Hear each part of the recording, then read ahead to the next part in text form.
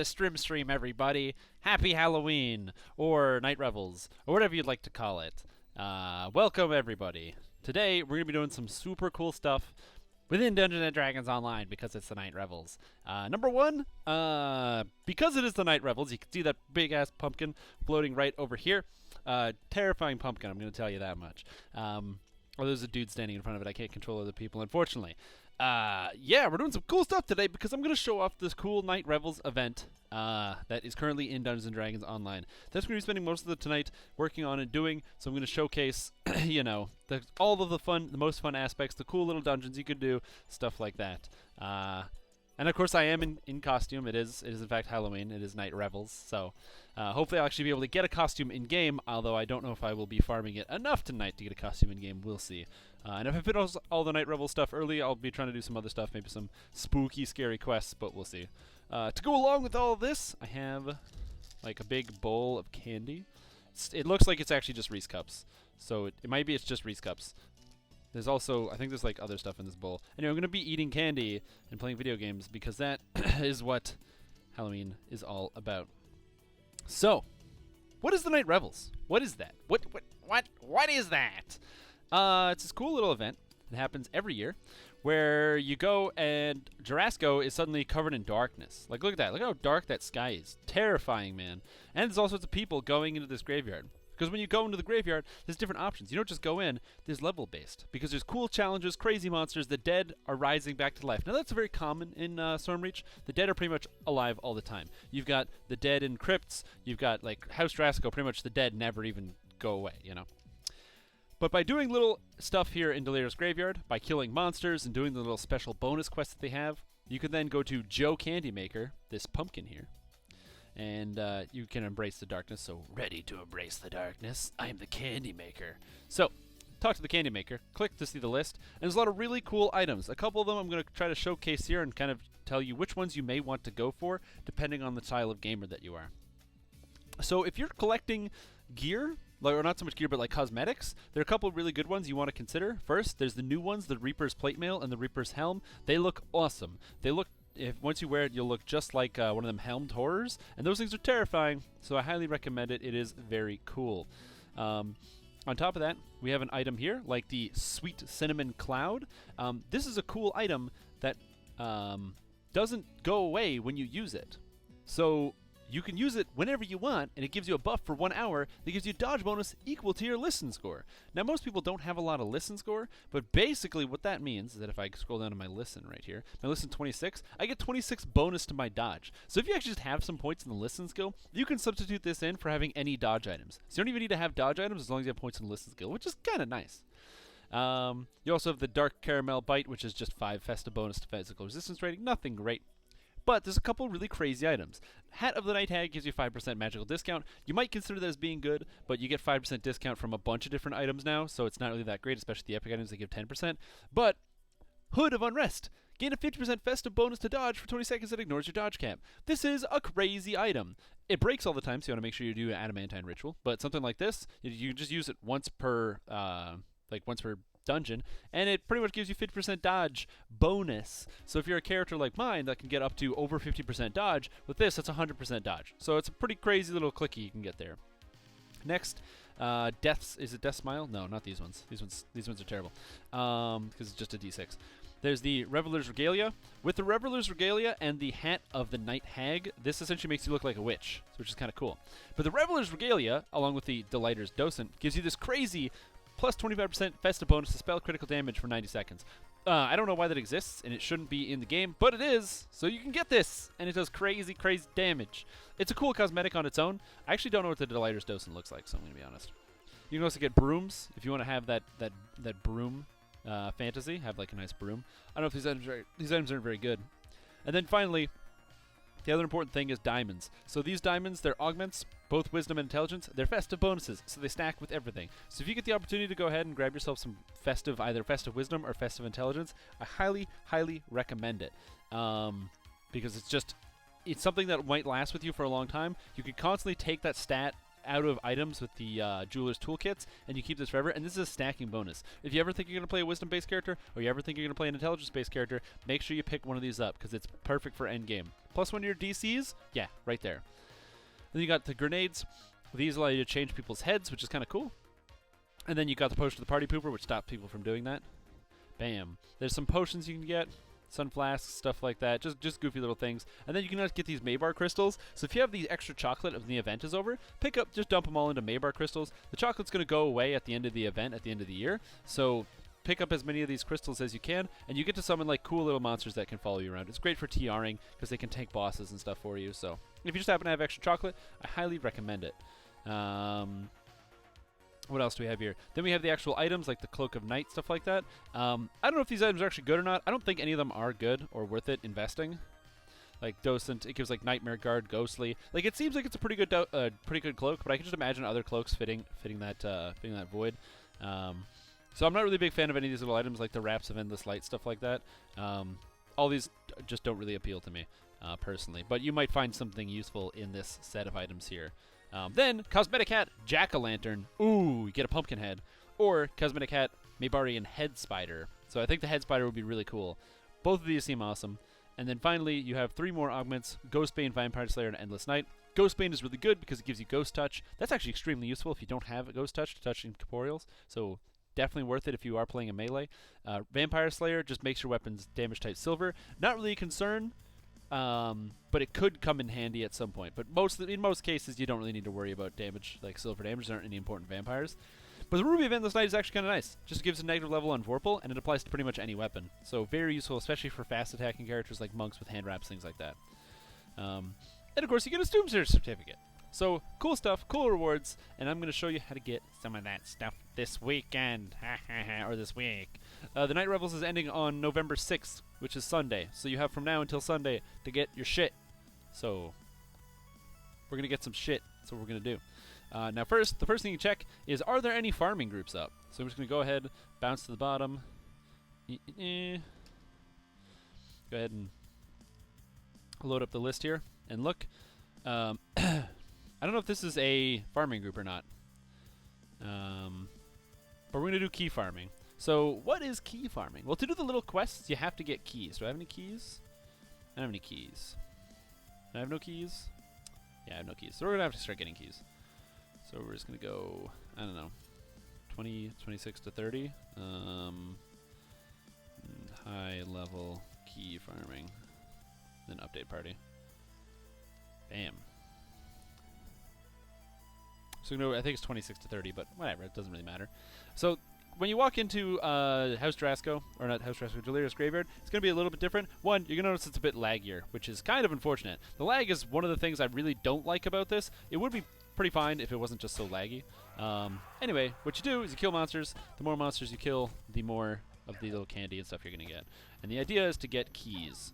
So you just run around. As you run around and see monsters, kill them. They don't attack you first, though. So if you do see monsters, you can just go ahead and start mailing them. You don't really have to worry about, like if you just want to do the quest, say you just want to do Delirious and you don't want to fight all these monsters, you don't have to. The monsters are completely optional. As well, you can also go into different leveled areas to try to fight certain types of monsters. Ooh, thank you. Somebody just send me a happy Halloween message. Oh, those Night Revels. Happy Night Revels. Yeah, so if you want to try to farm out certain types of monsters for your monster manual, this is actually a great place to do it. Lots of vampires spawn in here if you're trying to finish off the vampire section of your monster manual as well. Ooh, guys that spawn. As well, lots of succubuses spawn out here in the max level. So if you're trying to farm out succubuses and vampires, this is a absolute great place to farm. Now, there are a couple negative sides when you're farming this area. Problem number one is if you do play as any kind of targeted class, say like a Sharadi caster, unfortunately, you can't target mobs until you attack them. So if you play as a Sharadi caster, you can't just target stuff and then shoot. That's not how it works. So instead, you're going to kind of be stuck. Melee is really good here. So are Warlocks. Warlocks get a lot of their frontal AoE. And as well, you know, melee, you just run around and melee stuff. So that's pretty much what I'm doing here. So you basically just run around, see stuff spawn. When it spawns, go ahead, give it the melee. And, yeah. That's it. I'm going to be eating candy and doing this. We're just going to be chit-chatting while I'm doing a lot of this farming. The farming is essentially some of the least fun part of Night Revels. It's something I kind of wish that there was a way to make it more fun. It is much faster when you do it in a group or with large amounts of people. So if you do get some friends, get together, sit and chat, talk about the latest game or something like that, and then have some fun. There are a couple other issues, like welcome. There are a couple other issues with this. Monsters despawn a little bit too quickly, so you have to be very fast on the draw. But for my character, like level 30, we're in the level 30 zone, but these monsters don't even stand a chance. So it's just like, hey, what's up? Goodbye. Yay, we got a key. I'm going to put a key on my track just so I can see how many I have. It'll count it for me. And we're going to try to get 6 keys so we can do all 6 dungeons. Now, you might think to yourself, all right, yeah, sure, we can get 6 keys and do 6 dungeons. I don't really want to do all the dungeons. What if you just don't care? You're like, Night Revels, I've never been a fan of festivals. It's kind of annoying. There are more benefits to these festivals than just the actual cosmetics or the crazy little items you can get from farming all this stuff out. Grab yourself 6 keys, either from buying them on the auction house or from, just farming it out. Each of the little dungeons at level 35 are worth 130,000 XP, and they take 2 minutes tops. So if you happen to have a character who's level 20, 22, 23, get yourself a friend, do a level 30 group, get people to do it level 35, welcome.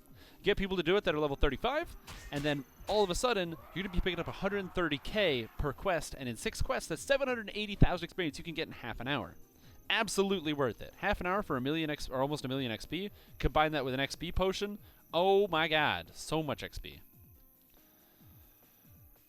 Succubi was only in the high level instances. Yeah, man, you gotta be high level. If you wanna gawk and stare at your screen, I mean, you can also Google that stuff. But if you wanna either get the Slayers or just gawk and stare at your screen all day, you gotta level up, man. You gotta be top level. I'm top level. That's why I can handle the vampires and the succubi. Succubuses? I don't know what the answer is. Now, one thing you're going to notice is that if my screen does seem a little bit choppy, that is one thing that is true here, is that, it does lag a little bit or quite a bit. The game may or may not crash out once or twice while I'm doing this. I have been having a habit of crashing out while I've been farming these keys. Now, a couple other neat things to take note of.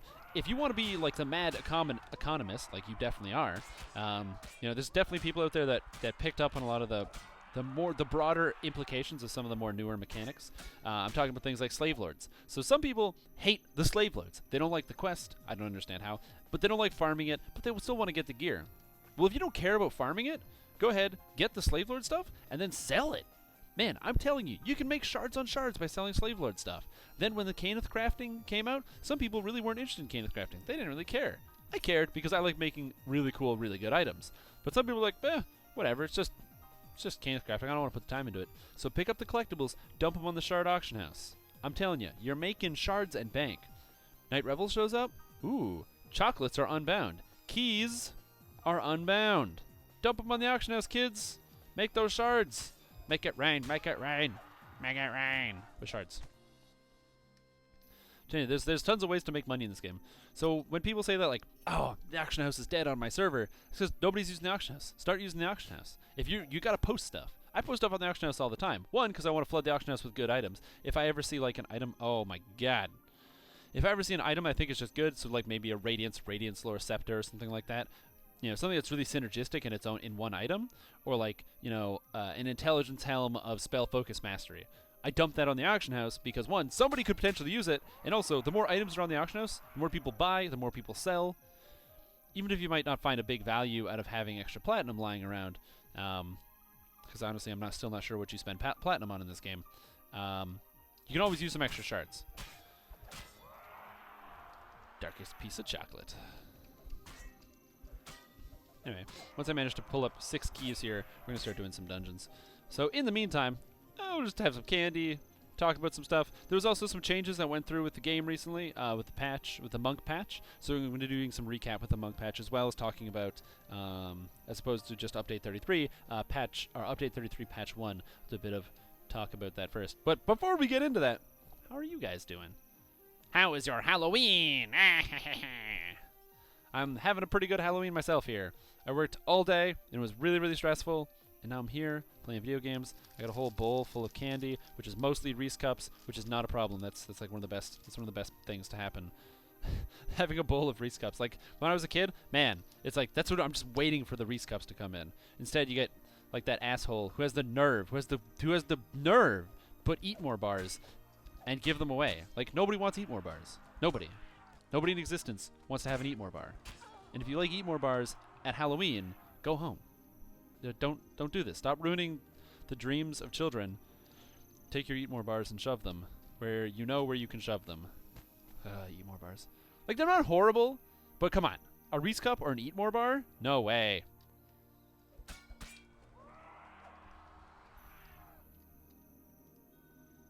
Welcome.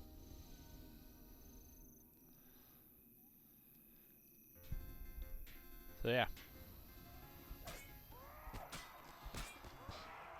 Now what you're gonna notice is the more people you get, the faster your farming is gonna go. So yeah, anybody else dressing up for Halloween? Obviously, if you're sitting in here watching the Strimstream, you may not actually be going out for Halloween. But I don't know. You know, people taking their kids out trick or treating. Some people still got dressed up for work, especially if you work either with kids or, you know, in a public-facing job. A lot of people just like getting dressed up because it's fun. I don't know what fun is like. Like, I play DDO for... I don't know why I play DDO, actually. Sometimes I'm like, man, is this game fun or not? Maybe I've just been doing this for 10 years and I keep doing it. But it is fun. I can't help it. The monk changes are too good. Yeah, monk changes. So while I'm kind of like AFK farming this, I'm going to talk a bit about some of the monk changes that just recently happened. So for those of you that do not know, I'm going to pull up the patch notes here, just so I can have them as a reference on my secondary screen here, and not block off chat at the same time, like a jerk, so I can still read what you guys are typing. Just going to pull up the release notes here, so I can talk about it. So, monk changes. Yeah, so they updated monks recently, and they did a couple very cool things when it comes to the actual like release of monks. So they didn't just like update monks by being like, oh yeah, they updated the enhancement trees. They also updated a couple fundamental aspects of the class. So we're going to talk about that just briefly and how it's been going, considering people have been playing around with monks quite a bit. A lot of people I know have been playing with monks. I've been seeing a lot more monks in epic levels. So we're going to talk about that just a little bit. Ooh, I got another key. So, to start off, right away, all the monk stances were buffed. What this means is that you've seen a little bit of a drop in the amount of people that are running, ooh, a lich.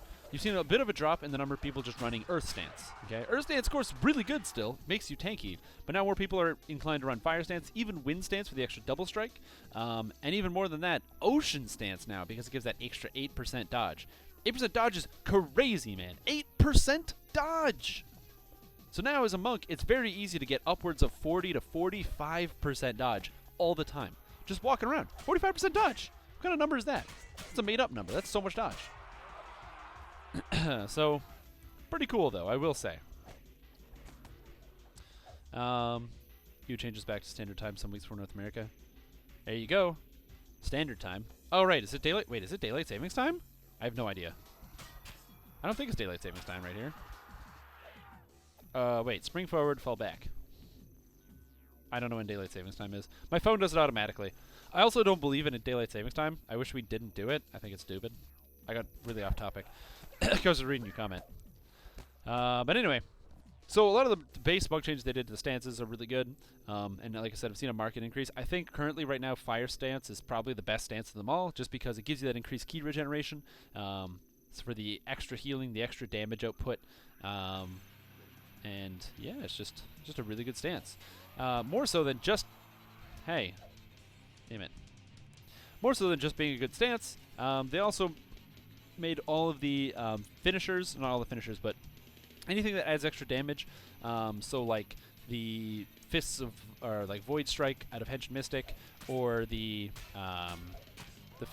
combo builders for your finishing moves. All of those things now all scale with melee power for the additional damage, which is really good because it just means that it's more synergistic with the other monk abilities. So you've seen an increase of people just actually throwing out those abilities and stuff like that. Hey, what's going on, Manjo Sims? But yeah. And then also they just doubled the healing on Healing Ki. Healing Ki is now really, really, really insanely strong, and you're seeing people like Healing Ki for upwards of like 800. which is like way too much. So really, really good. Monks are super, like, just a lot better without even considering the trees. And as far as I can tell, like 3 people that I know that were playing monks, that were playing monk splits, have started playing pure monks. So they use their plus 20 heart that they've had saved up for a long time, or they bought one, and they got rid of their monk split, and they started playing as pure monks. No, don't despawn. No. Ugh. So which I think is pretty cool, and it's a good thing. Good thing to see. Yeah, monks are doing pretty good right now. Now, of course, there were some issues with some of the monk changes that went out. Not only was there monk changes, there was also hand wrap changes. And hand wraps changing to be weapons has been received as only positive. Only positive because being weapons, they're now affected by way more things. Things like from Legendary Dreadnought, you got this Pulverizer, which gives you critical threat range. It's anything that says doesn't work with hand wraps now does work with hand wraps, by the way. So you can it's text that needs to get updated. But even with the text saying, I know it's unfortunately and non-intuitive, but yes, it works with weapons, and because hand wraps are now bludgeoning weapons, it does work with hand wraps. Pulverizer works with hand wraps, same as Divine Crusader. This one right here, Celestial Champion, does in fact work with hand wraps. So both good things. Very glad to see that, and it's really good. However, there were some changes to hand wraps people didn't like.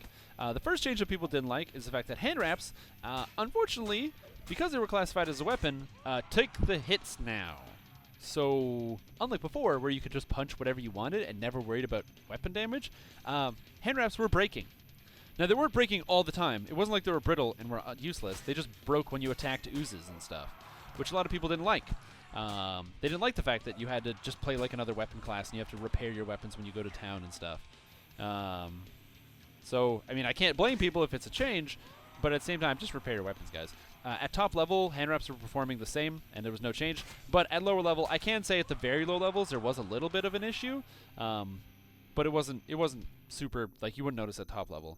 However, they changed it. Hand wraps are now immune to damage. So before, your hand wraps, would break sometimes when you fought oozes and things. Now, your hand wraps can no longer break. Hand wraps are currently made of the strongest material in the universe and cannot break against any weapon attacks. So they can only break when your spirit breaks when you die. So don't die, your hand wraps won't break.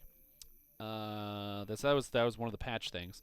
As well, they also inadvertently, because hand wraps are not unarmed attacks, the hand wrap weapon range is actually slightly smaller than unarmed attacks, and as a result, unarmed attacks now have a shorter range when you're using hand wraps. So just be careful with that.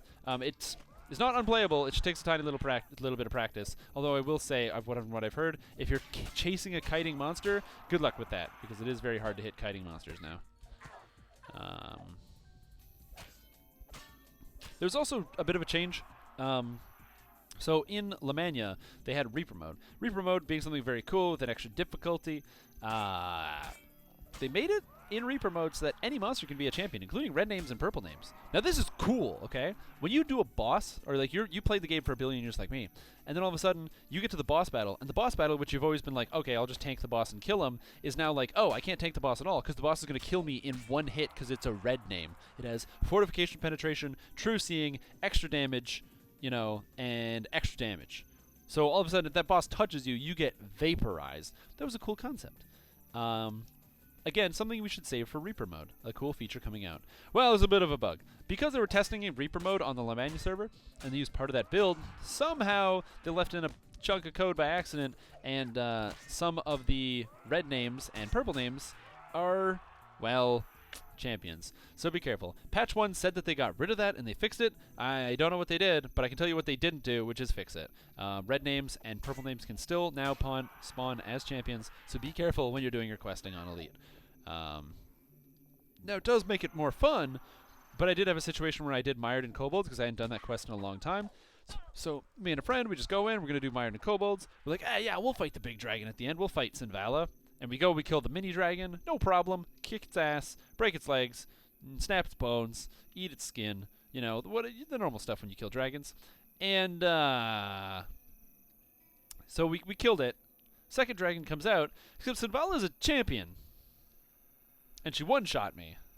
And then she, kept getting the overruns because she was a champion. Her strength was higher. Yeah, that was, difficult to deal with. Ooh. Hello, Witch? Wait a second. That's a global Twitch emote? Now I'm confused. Alright, somebody please explain this to me. Alright, so that's a Pepe right there. But I was under the understanding that Pepe had suddenly become a symbol that's like offensive or something. And then Twitch makes it as a global emote? I don't know if that was already existing before. Oh, wait, that's not Twitch. That's Better TV global emote. Never mind. What do we say to being on time, kids? Not today.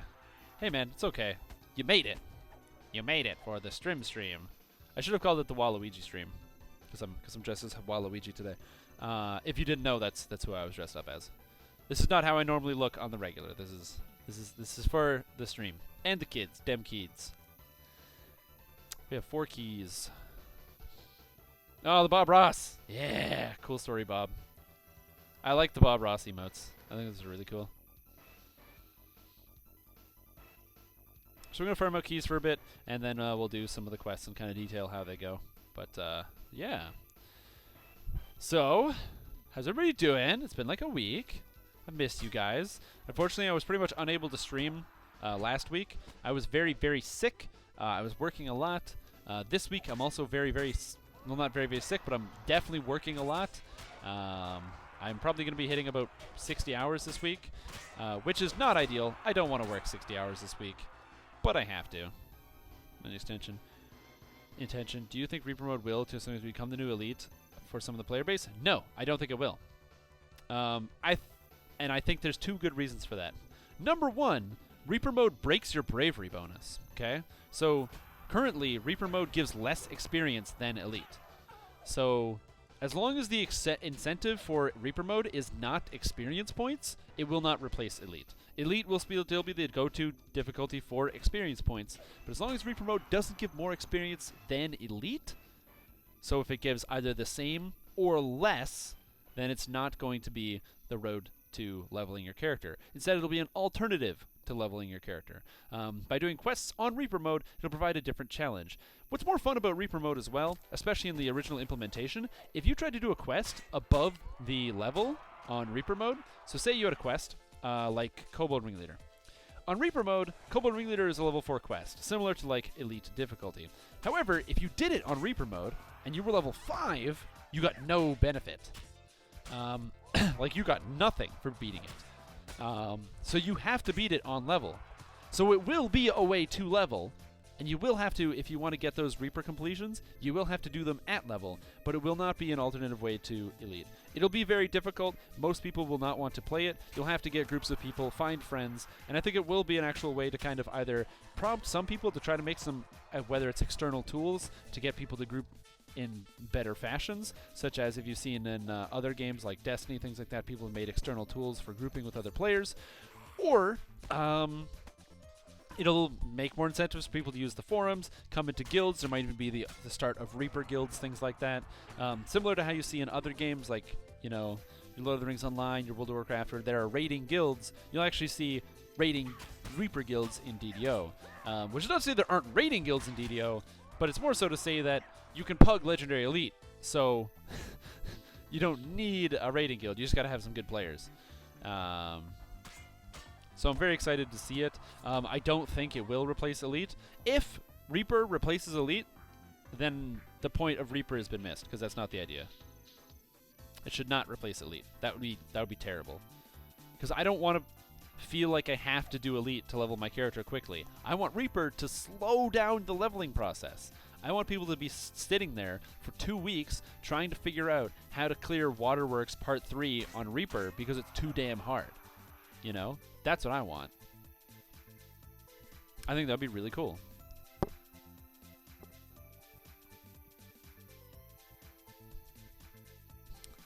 Guilds aren't supposed to be... No, in DDO, guilds are for ship buffs right now. The guild that I'm in on Galanda is exclusively for ship buffs. I don't know anybody in that guild. Like, I'm not going to pretend to be like, oh, I'm super social and stuff. The guild that I'm in right now, fantastic. They're the Blood Assassins on Arganessen. Great people. We do the guild raids, and we raid as a group, and it's a lot of fun. We do that every single week. So, you know, if you happen to be on Argonessen, you might even see if we don't have a full group, you might even be able to slide in on one of our group raids, and it is a lot of fun. But a lot of the guilds in the game are literally just vectors for people to get ship buffs, which is not a horrible thing. It does bring some people together, especially the guild Pariahs that I am in on Galanda. It's a low-level guild. Well, not a low-level guild. It's got all the ship buffs, but mostly it's a leveling guild. People that are inside of it are just grabbing ship buffs and then going. But sometimes people actually people ask questions, and it's a great vector for me to help newer players. People who are just starting the game, who may not know all the rules yet, they ask a bunch of questions in guild chat, being like, oh, how do I do this? Or where do I go to do this? Or is this good? And stuff like that. Linking items and being trying to figure out how to evaluate stuff. Having just other people to talk to in in a condensed format, I think is helpful, especially to newer players. So it's I think guilds do have a good purpose, but I think I'm excited to see Reaper guilds and stuff. There's also part of me that wants to say fuck it and make a Warforged only guild, because I think Warforged are amazing, and I would love to have a guild that's only Warforged, especially for Reaper mode. Screw these fleshies and these humans. Warforged only. So when I do Reaper mode, I got 6 Warforged in my party, and we are killing people. We're reaping the Reapers. I mean, you're immune to energy drain, so Reapers can't steal your soul or whatever, so which I think would be pretty good. Because I remember when the game first came out, man, Warforged only guilds, Halfling only guilds, Dwarf only guilds. Of course, that is a bit exclusionary, but it's also kind of inclusionary because you just got to make a dwarf and you can play. Stuff disappearing right before my eyes. Are raids? You bet. I say you bet. They were on the Lemania test server. If raids are compatible with Reaper mode, which they absolutely should be, I will be so very, very, very hyped. I'll be very, very excited to test out some of these raids on Reaper difficulty. I think it's one of the ways you can actually make raids very, very interesting, is when you can provide impossible challenges, especially when raid bosses become basically impossible to tank. Consider the fact that Swordjack already hits for 4,000 damage. Now amp Swordjack's damage by 10 times. So he's hitting for 40,000 damage. That sounds like a fun challenge to try to figure out how to beat. I'm wondering if you did Legendary Elite Reaper 10 Tempest Spine, if you could cause Swordjack to not... I didn't realize there's a pumpkin on that guy's head. It makes me wonder if you could actually have him stand it, or have somebody take that hit.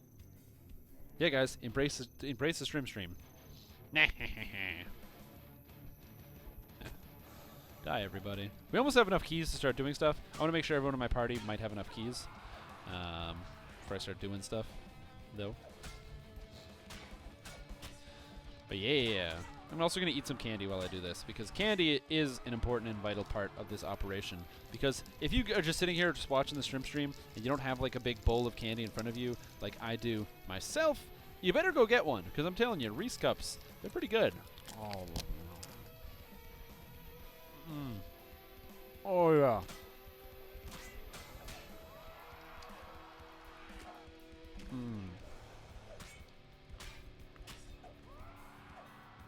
That's what I'm talking about.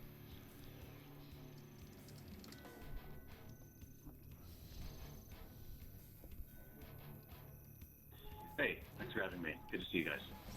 No problem, man. Bowl of candy. I don't think I'm going to eat all of this candy tonight, because I have 30 mini chocolate bars here, and 30 mini chocolate bars is a lot. Are you guys going to be running the quests? Yep. Once everybody has at least 6 keys, I'm probably Cool. going to start doing the quests. All I need are 2 more, so I'm prepared. Can't get candy. The stores are closed. What are you talking about? It's 7:30. Go get candy. It's only 7:30. Go to the store. Buy candy. I mean, I'm sure it's because it's the internet. That you probably live in some other part of the world that I don't live in, where it's nighttime already or something, and you can't get candy because it's I'm actually in Europe, and in Europe it's 5 hours ahead, so it's midnight. But then go to Walmart, man. Yeah, you're in Europe, so it's you're in England or something. So what you gotta do is you gotta go and buy some delicious candy at Walmart. Yeah, man, peanut butter cups. Peanut butter cups. But yeah, delicious, delicious candy. I didn't eat candy pretty much all day. I gave away candy at work. We bought a bunch of candy and gave it away to our customers, which is a nice thing to do. And then my customers gave me frustrating problems to deal with all day. So it was like an exchange, you know, trick or treat. I treated them, and then they tricked me with their frustrating problems and their ability to aggravate me very, very quickly. Die. Die, succubus tantalizer. Give me your kill count. Monster manual. This is also, like I said before, this is a fantastic way to fill up your monster manual if you haven't done that yet. Okay, let's see.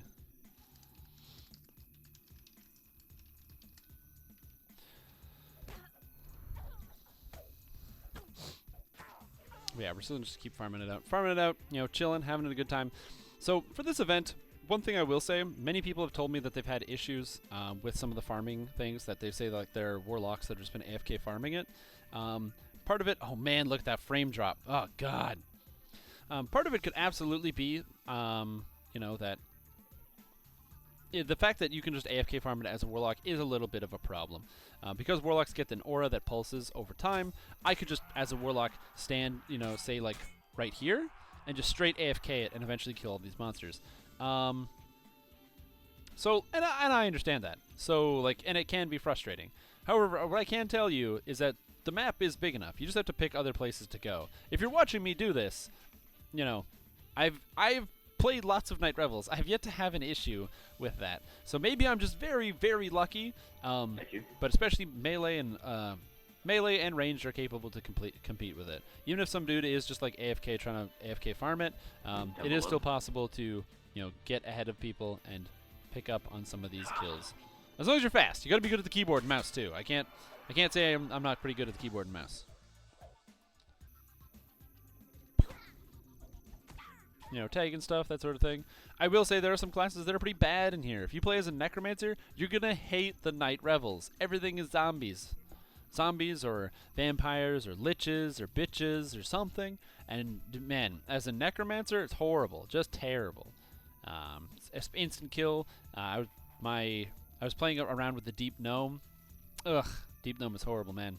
Deep Gnome is just straight horrible. Eh. And actually, I just realized, because I'm going to be doing these give crazy XP, so I'm going to be popping into Divine Crusader. As I said before, if you like haven't done Night Revels yet, come on, there we go. If you haven't done Night Revels yet, like you haven't really either given it a chance or, you know, just haven't really found the time or the interest, I highly recommend that you go ahead and do it for the XP. Grab yourself 6 keys. Like I said, it's been maybe 30 minutes of farming and I have 6 keys. So with 6 keys, I can now do any quest I want 6 times, or all 6 quests. And as long as you get 5 stars in each quest, which is basically beat the quest, you're going to be picking up 130k at level 35, or at a comparable amount. So I am good with my fingers. That's absolutely true. I used to play music. I didn't play piano though. Which is disappointing. I will tell you one thing: chicks dig guys that are into piano, that can play on piano. I've heard this from every girl. They say guys that can play pianos are great. 2 reasons. 1, boom, just going to ham on a piano. It's like super like romantic or something. You just like, and just pianos everywhere. You know, you like go to like random places. You go to a friend's house. Boom, there's a piano. You're like showing everybody off. And 2, man, piano, you're good with your fingers. I'm telling you, it's magic. It's like guitarists, but guitarists get like calluses all over their fingers, although guitars are much more portable than pianos. A chick that digs chicks? Hey, that's not fair. Leave some for the rest of us. You're like basically canceling 2 people out. That's not fair. It's like, you know, I'm very self-interested, you know, so. It's easy to get keys in 8 hours. Farmed the brother, helm, beholder, and both gems. Farmed. Oh, I don't know why I said brother. It's armor. I'm only looking for the armors and potentially the pumpkin head. I could get the beholder, but I don't know, man. I don't know. Between piano and your character guide, I'm gonna have some problems. Here's the guide. That's true. If you happen to play piano and you also read and use my guide for Arcane Archer, I will tell you one thing. Since I started playing that guide, I just have women throwing themselves at me on the street. If you're a woman, go ahead, read through and play that guide. You're gonna have everybody, soliciting you all the time. It's amazing. Man, woman, children, don't read the guide. It's a bad idea. It's just gonna end very poorly. But I'm telling you, it's a great way to really up your appeal. And then also, of course, playing piano. I do wish I could play like one of them cool instruments. This is sound like, I'm not gonna say, oh my god, it's so choppy. That's one of the things that does happen here. You might feel like your computer is breaking because it's so laggy here. But your computer's not breaking. It just gets choppy. I can't actually play piano. I'm pissed about being a druid. Like 70% of the spells that I would normally use, I can't. But I can't play piano. My instrument of choice, when I was learning an instrument, I got to choose. When I remember in 7th grade, I played trumpet in my music class, and I thought that was great. Trumpet's cool. It makes a great sound. There's so many really good trumpet players out there. I really liked it. Played some trumpet. But then in the 8th grade, I got braces. And braces really screw with your ability to play like instruments with mouthpieces, because when you make a trumpet, you're gonna make a buzzing sound with your lips, and you can't really do that into a trumpet if you have like something that's an extra like 2 centimeters out from your lips. It really screws with you. So I switched from trumpet to trombone, and I played the trombone for years, and I'm pretty good at trombone, but it's definitely not. I don't know if it's impressive for the ladies, So, although to be honest, I've never tried to win somebody over with a trombone. I've never actually tried that. So maybe it does work. I don't know. Never been like, hey, do you want to see me play the trombone? Look at the new building that was mentioned in the marketplace. Yes, I did. I have seen the building. It's actually amazing when they talk about the new building. Oh my god, it's so funny. I did not even notice. It was like. Someone was like, yeah, did you see the new building in the marketplace? I'm like, what new building in the marketplace? And then I step off the ship and I turn to the right, and it's just there. It's just this monolithic building that's just huge. And I was like, oh, the new building in the marketplace. I know what you're talking about now.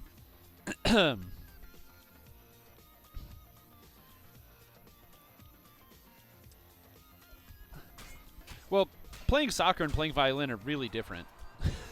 So, guitar and clarinet was allergic to the wood of the reed. Oh, that sucks. Oh my god, could you imagine? Oh man, you like go to play the clarinet and it's like, and then you get like a rash all over your face and tongue. That'd be horrible. I am so sorry, man.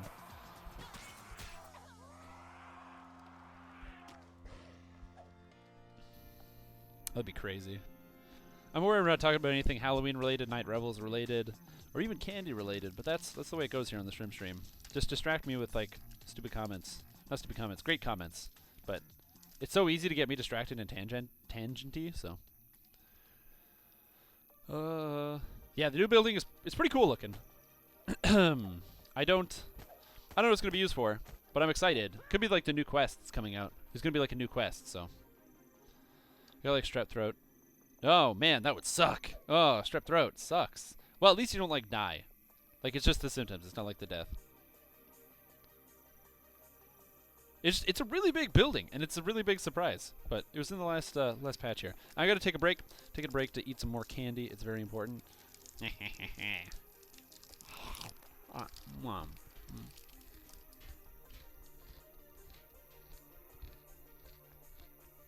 Quest hub?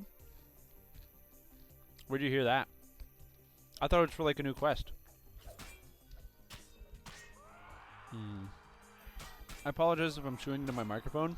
I'm not going to stop doing it because I'm really enjoying this Crispy Crunch bar. God damn. Crispy Crunch is a good chocolate bar.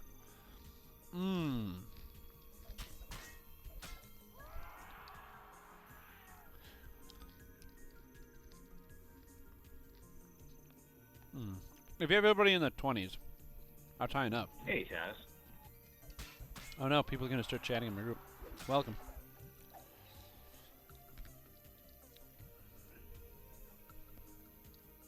Sev the Dev mentioned it in one of his fancy letters. Happy Halloween, everybody.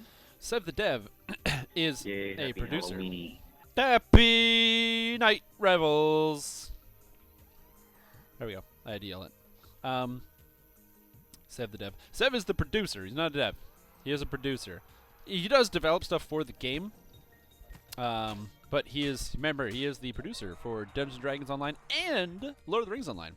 Guy runs double duty and is helping make DDO great, or continue to be great. I'd say make DDO great again, but one, I'm not going to copy Mr. Reagan in his slogan. And also, DDO already is great, so it's not like he's making it great again.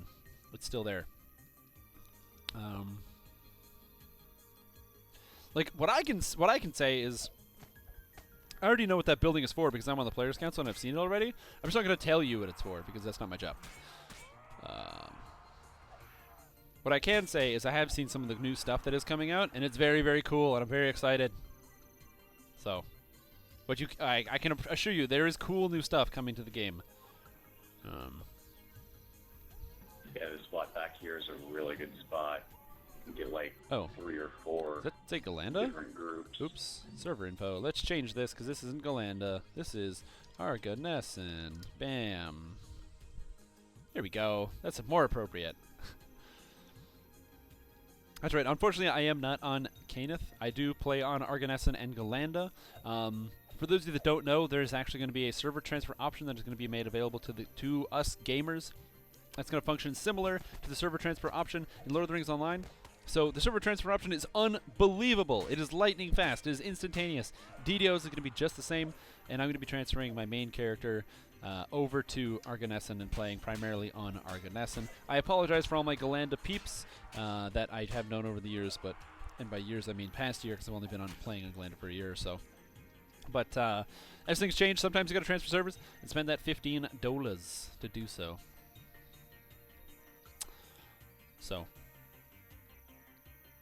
But we are in Arganessen today. I did not mention that. Get moided. I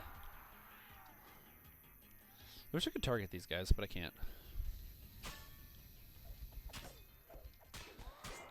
Sev the Pro. It's true. Sev the Pro. Sev the Pro. How many keys does everyone have?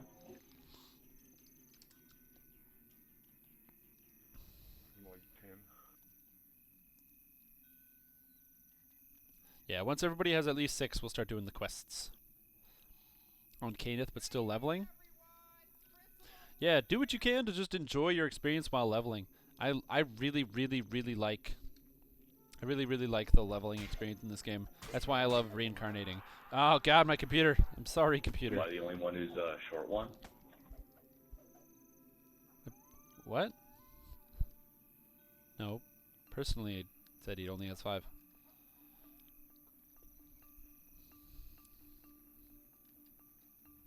Oh my god, there's no more monsters. But I'm still enjoying my leveling experience, you know. It's why I love reincarnating. It's like, so in so many games, leveling is the most tedious thing because all you want to do is be high level to play with your friends, right? And I don't even have to like explain which game that is because it's all of the games. Every single MMO is guilty of this. There are a couple that get around it. MMO number 1, you know, Destiny does a pretty good job because all the monsters scale to your level and you get gear drops based on your level, not based on the level of monsters you kill. You know, another game that just recently did it, Elder Scrolls, everything scales to your level now. Really cool, so you can just play with your friends. You don't give a care. Your friend starts playing the game, you're like, cool, I'm going to play with you. And you play together and you kill monsters and you have fun. But DDO circumvents this entire problem. And they say, you know what, we're going to make the leveling experience just genuinely fun, and we're going to give you incentives to constantly reroll your character. So boom, you're going back to level 1 all the time. So which means you have an influx of veteran and high-skill players in the lower level areas. Players have people to ask for advice, to find mentors, you know, to find guilds, things like that. The number of people who, like, I would just find on Korthos who just didn't have a guild, didn't really know anybody, who are really only playing solo, and you talk to them, you explain a couple things, you tell them where to get a couple items, you add them to the guild, and then boom, you see them, they're still playing like 3 weeks later because they had someone like get them in. I think it's pretty cool. And I love the fact that reincarnation kind of mixes up new players with old players and new players. Yeah. Technically, Final Fantasy XIV also had a level syncing system, but that level syncing system was straight up garbage because all it did was take away all your skills. And I played Paladin, which meant that all of a sudden, if you go below level 34, you can't tank anymore because you can't generate aggro. Oh, it was the worst. It was just the absolute worst. So I'd like play with somebody who's level 15 and I'm supposed to tank and I have no aggro skills. It was like, okay. Thank you, game. Right now, holding 10. If I log into Argo, I'll have to close the Strimstream. That's true. That's true. You can't close the Strimstream. It's actually against company policy. Corporate policy dictates that you cannot, for any reason, close the Strimstream during Monday from 7 to 10. It does seem like an extreme corporate policy. In fact, I don't even know what corporation enforces this policy, but it is enforced and punishable by law. Should you blast scare Molly? Huh. I know. Maybe I need to give out better candy. But, yeah. See, there we go. And that's the cool thing. You can network and find new people to play with all over the place. Look at that. Boom. Strimstream chat. Bringing people together since 1997. The Strimstream chat has brought millions of people together all across the globe, including the two of you able to quest now on Caneth. Look at that. Building relationships, making friends, you know, bridging the gap between humans and in-game players. Ooh. Yeah. It's a good idea, trust me. But like I said, I honestly like DDO's solution. I find it eloquent. My only problem is that as a veteran, there aren't more brackets for veteran levels. Your brackets are like start at level 1, start at level 4, start at level 7, or start at level 15. There's nothing for the level 10 to 11 range. I feel like having an extra level of veteran status just means you can roll up a character to play with like a new player or something. And I think that would be probably a good system if they added in like a veteran 4. Because it doesn't affect the reincarnation cycle, so it's not like it's like a power creep thing. But it does mean that if you have a friend who starts playing and they're like level 12, you can actually make a character and just join them. Especially if you just need to catch up or something. Which I think is a great way to do things. I do enjoy the veteran system for that. Because there's so many times where I'll find out somebody's playing a character and they're at a certain level and I go, oh, cool, here, let me just make a cleric. I'm just going to come join you. You know? So I think that's pretty cool.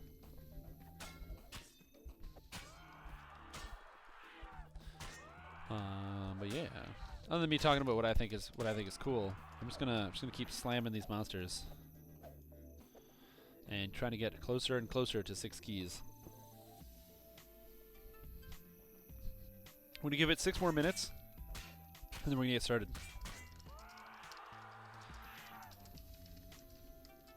Quests. I just kill all these guys. Colon sign. That should give me enough time to get one more key. If you don't find one, man, I'll just front you a key. It's all good. Stop lagging, game. Next to you, bud. But yeah, I don't know. I've been having a lot of fun. Unfortunately, I haven't been able to play my monk that much because I have been working quite a bit. So actually, I did see something crazy today. So one of the things, I don't know. You think you've seen everything? You know, you like. But there's nothing new you can experience. And then today, I went to Walmart to pick up some candy. So I picked up all this candy here. To get 4 keys. No, get muted. But, you know, I went to Walmart today because I had to buy candy. So I went to Walmart to buy my candy, get there, get out of my car, and in the car next to me, it's cold. I live in Canada, okay? So it's cold outside. Dude's just, like, passed out in the car. And I was so nervous. I was so worried. I was like, oh, shit, is this guy dead? And my boss is with me, and he's like, no, he's not dead. The car is foggy because, like, the windows were all fogged up. But, like, I left, and I went to the Walmart. Come back to the Walmart 15 minutes later. Dude is still lying in the car. I don't know if that guy was dead. I think I might have seen a dead body in a Walmart parking lot. So we'll find out if it's on the news. Whoa. Oh, God, the lag. Help. Oh, my poor computer. I don't know what I'm doing to it, but... Ooh. That guy's a pumpkin in his hand. This is the Reaper armor, by the way. If you want the Reaper armor, this is what it looks like. So,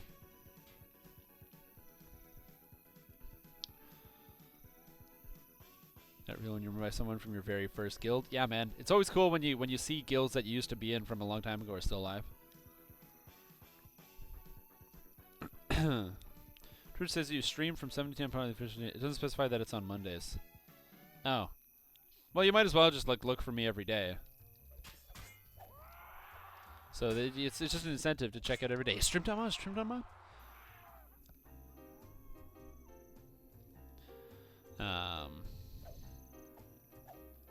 Oh, you used to work at Walmart? I feel bad for the people of Walmart because on the one hand, I have no. Oh, my Twitch page. Yeah, I should probably update that. I will add Mondays to it, man. Thank you for that catching that. I'm actually really bad at editing like those things because like I write them and then I totally forget. Try to make it work as a melee. I played when I did my cleric life. I did a necro cleric. I did a warforged necro cleric, so playing like negative energy divine disciple, and it was horrible. One, because I was warforged and I couldn't heal myself, and also because it was horrible. Don't do it. Don't ever play a negative energy cleric. It's stupid. It's just stupid. Positive energy is infinitely better because positive energy gets the benefits of like blade barrier on top of all the other cool spells and good spell like abilities. Ugh. If you want to just play a melee cleric, just play like fighter and cleric, and just go like Kensei and be a dwarf and just hit shit with an axe. Works really well.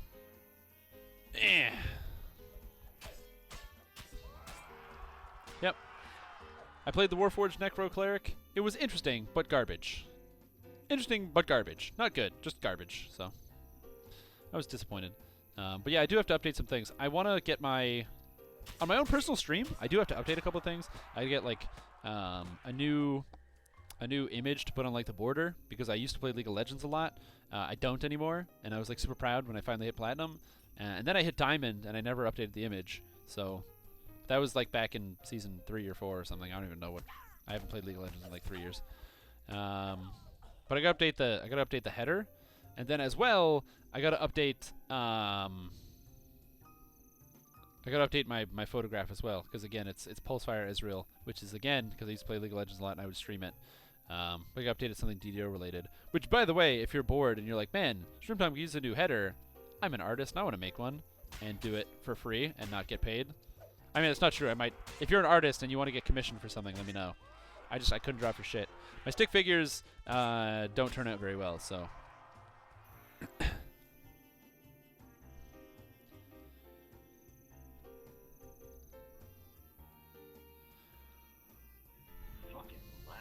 Ooh, then I might commission you to make something. I don't know yet. I'm not creative enough, so we'll see. But I will, if that's true, then I'm going to take this down, so we'll keep in touch. Because I'm going to think of something. I do want to have some kind of, like, neat thing on my header, but I don't know what. I'm okay with, like, Photoshop and stuff, but I'm not really creative, so. I said, I will keep in touch and send you an email at some point. Yeah, it really depends on your place of work. Like I said, I feel bad for some of the people at Walmart, partially because like when I go to Walmart, I have very, very, very low expectations because when I look around, the people that are there either very non-helpful, but you know, again, it looks like they hate their lives, which I can understand. It sounds like it's a terrible place to work, but at the same time, you know, I could definitely understand the frustration there.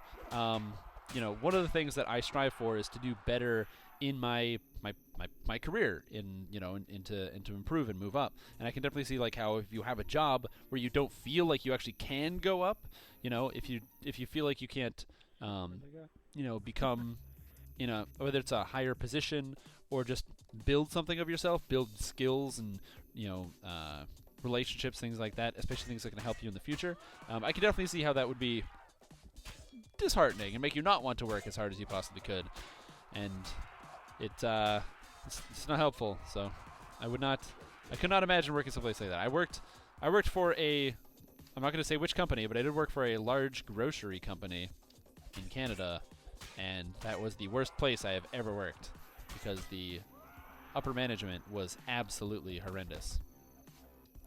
Alright, so we're going to get started on quests. So if you want to stay for quests, please stay. If not, the farming is over. So we're going to put this over. CR 35 night revels. One short. I think Taz is even more short, and we will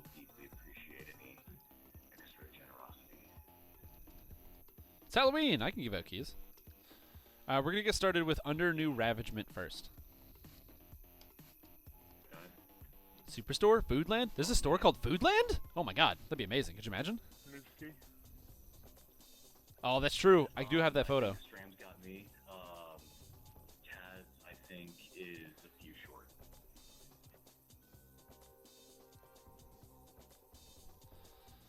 Ooh. So yeah, we're going to start doing some of these quests. So, first, the way this works is once you get your keys, so you farm out your keys. I've got lots of chocolate and stuff. But once you get your keys, there are 5 quests that are scattered about. We have Under New Ravagement, which is right here. Over here, we have Hayweird Foundry. We have the Snitch and the Lich. We have Kobold's newest ringleader, and we have Getting Ahead in Large March Plaza. 6 very cool quests that we're going to be doing and detailing out. They're all kind of like mishmashes of quests that are already existing in the game, but they kind of take them and put them in a new setting. Almost, although for the record, all of them are hack and slash quests where you just kill monsters. Yeah, I already know about the new Ravagement bug. But yeah, unfortunately, this is the only one that is difficult to actually get 5 stars because it has a bug where sometimes a monster doesn't spawn, and you need that monster to spawn. So, alright, let's go. Thank you. Stepping in. Cool. So, to start off, let's go ahead and talk to this dude. He's going to be all whatever. Oh.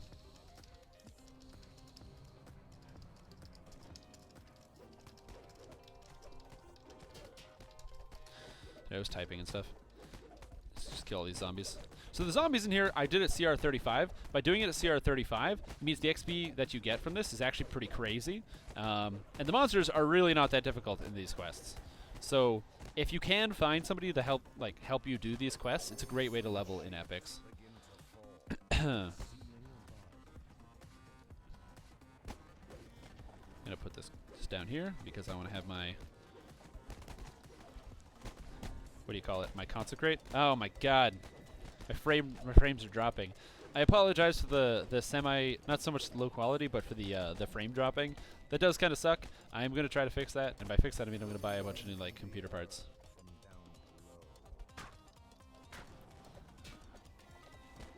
I personally will be buying a bunch of new computer parts to make my actual stream experience a little bit smoother. But again, that's dependent on me doing that, and computer parts are expensive, so I will be spending probably like $1,100. So, but I gotta do that later. Come on, spawn! Where are you, Vorn? Vorn. It didn't spawn.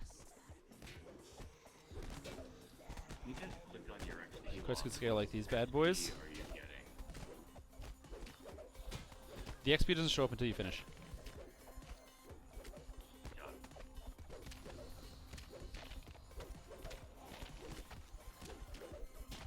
Yeah, I do like the idea. Oh shit, he spawned! Oh! Ooh! Ooh! Look at it!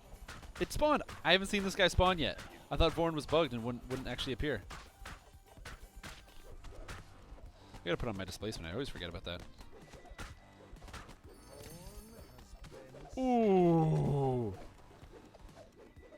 I've never actually been able to kill him, so that's good. I like that.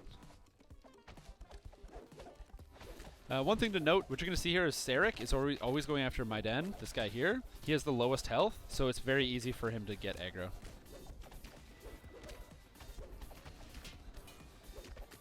Yeah, it is, like I said, it is sad that there are some bugs like that, especially when it's an event that's here for such a short period of time. But it shouldn't prevent you from actually picking up like little keys, little rewards, things like that. So, boom. 5 stars, we're good to go. If you don't have your voice on, put your voice on if you want XP. And then boom, we go ahead and talk to this dude, and you're going to pick up your 73k, which is pretty good. 7K, I'll take it. And where's... Is there no chest? Oh, there's a chest. Here we go. Yeah, sure. That is good. I'm going to bookmark this. But bam! Cool. Next is Hayweird. Hayweird Foundry. Still exploitable? I have no idea. I have not done any of the exploits. I've just played them. So maybe there is an exploit. I am not sure. But we're about to find out.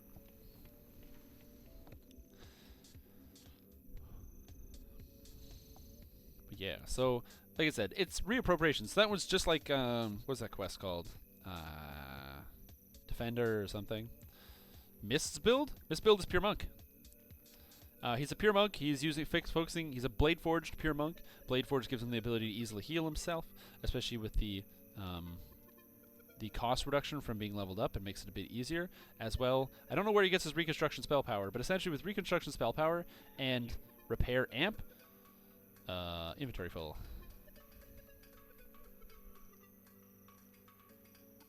Your inventory is full. Give me 1 second. But because his character is pure blade forged, he does get the reconstruction spell that he can use. The reconstruction spell, of course, does level 35. Does take mana, but with mana cost reductions, you get an extra 10% lopped off from being level 30.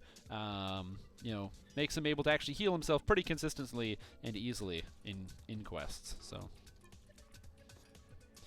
I don't know. If it is exploitable, that's news to me. I haven't really paid attention like the exploits here. I've kind of just been like playing them. But yeah, he plays as a dex and wisdom-based monk. So he's got over about a 100, or I think it's a little bit over 100 on the DCs of all of his Shintao skills. So you're talking about Kukendo, Tomb of Jade, Stunning Fist, stuff like that as well. I think he also has Dire Charge too. So very, very strong build. If you are looking to play monk, pure monk Shintao right now is very strong. Yeah, Stand Your Ground, that's the one. This quest, of course, is taking after Haywire Foundry. It starts you right at the end, so if you're familiar with Haywire Foundry at all, we are running from where Haywire normally starts at the top. We're almost doing this quest backwards, which is kind of interesting. So you start running back through the exploding areas, where, of course, everything is already exploded. Welcome. We're in Haywire Foundry. Can you late join these? I have no idea. He has, I think, like a 2 or 3 second. If he does get it, it'll be right under the wire. Yep, Von 4. Haywire Foundry, man. Von 4.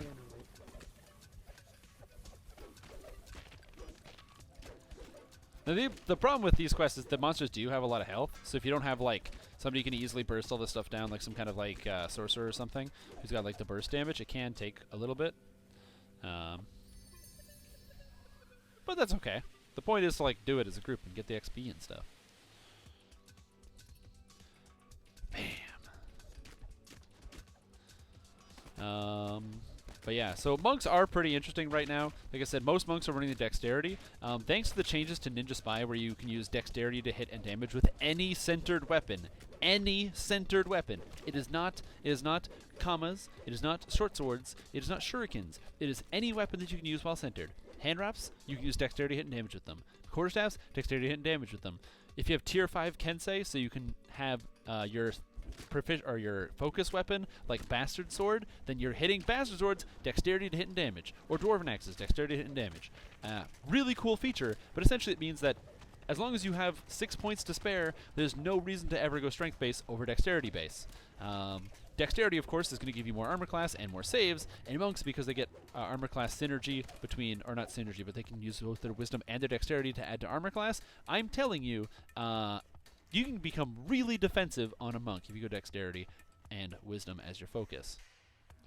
Now, to say that there's no reason, I think actually was probably a bad statement of mine. There definitely are some reasons to go dexterity, or to go strength base. Number one, if you want to be able to hit the dexterity, or sorry, the strength runes or the strength lever that happens to be in Tempest Spine, of course you want to be strength base. As well, if you're going as a staff build, you may consider it, because, you know, you have to have enough strength to hit all your two-handed weapon proficiencies. Or two-handed weapon focuses. And finally, it's also not a bad idea if you want to be in Sun Stance, because it just gives you that synergy. You might as well work it together. You probably would, depending. I mean, looking at Mistwalker, his keybar is 100% full all the time, so he probably doesn't need to be in Sun Stance. But the critical multiplier is also kind of nice, too. I feel like both Wind Stance and Ocean Stance kind of give very good options, as opposed to just focusing on the one stance. So, oh, where's the rune? Oh, it's over here. Everything's exploding, and I love the jack-o'-lanterns everywhere. You can lay join. I was solo CR 35 as a 19 bard, 1 wizard, and having my party slay outside getting keys, and I tell them when I was at the Wraith. Oh, that's kind of cool. Am I still collecting all those gems? What gems? Oh, the gems? Yeah. I am still collecting all the gems. Don't worry. I'm going to try not to sell them and see how long I can go. I want to have a gem bag that has like $1 million in it.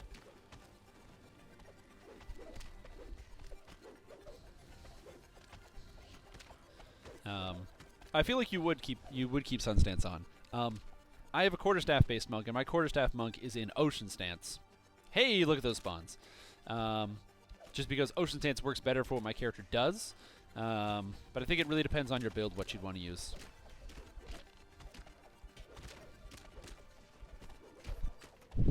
Goddamn. So much health on these skeletons. I probably should just use bludgeoning weapons. I'm lazy though.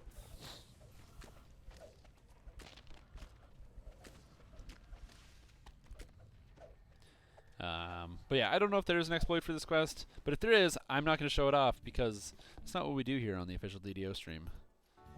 I mean, sometimes I do, but I do that only to things that I know about and that I want to bring up, so. Like if it's something for my build, then I'll show it off, but. Also, this quest still has a collectible up here. Boom, except it's level 30 collectible, so you can pick yourself up a flint knife. Can't go wrong with those collectibles. Like I said, even if you aren't interested in doing Candace crafting, you don't even care about the collectibles, you think it's stupid and boring and it's a terrible edition, then pick up that stupid and boring and terrible edition and sell it for shards on the Astral Shard auction house. Shards. And you can use those shards for convenience, repairing all your items in the middle of a quest, teleporting around instead of having to walk places like in the Stormhorns. Shards are great and are very useful. They're also easily removable from the game with those kinds of features, so. Lord Steffelier. More like Lord Gonna Get Murdered. Oh, Tomb of Jade. Well, he's gone. More like Lord Statue Fear. Statue Fear? More Lord is a statue here. Yeah. But I would definitely keep Sun Stance on if I was doing the two-handed build. Again, it really depends on what your breakpoints are. Air Stance gives 12% dexterity, or not 12% double strike, which is very substantial. 12% double strike's a lot of extra double strike. Ooh, skeletons. So I think it really depends on what direction your build is going. I think especially if you're going to play like a hybrid animal form build where you're already getting a lot of double strike, getting closer to that 100% is really, really good. Of course, you need to have a better processor that can actually handle it because you're attacking so fast and the game is like crashing out trying to figure out how to make your attacks render faster.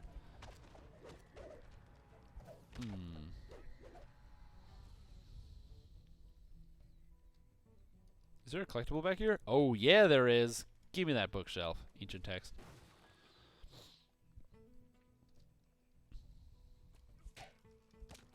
Yeah.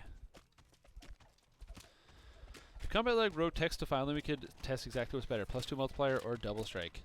+1. Yeah, absolutely. And so I'm still an advocate for this. Trust me, don't worry. I will continue to push for saving it to a text file forever. Could you imagine? I would love to actually have that information in those numbers. Okay. There's a lot of good that can come from something like that as well, because it can kind of like you can figure out what your data is when it's normalized, stuff like that. So, I would like to see some of that stuff. Oh, I missed! I rolled a 1. Damn it! Wah! That's not supposed to happen to Waluigi. Anyway, I'm gonna try on auto attack for a bit. I gotta eat some candy. So this guy's gonna get auto attacked. I'm gonna eat another crispy crunch bar because it's really good. If you don't have a bowl of candy next to you, you're not living the Halloween life.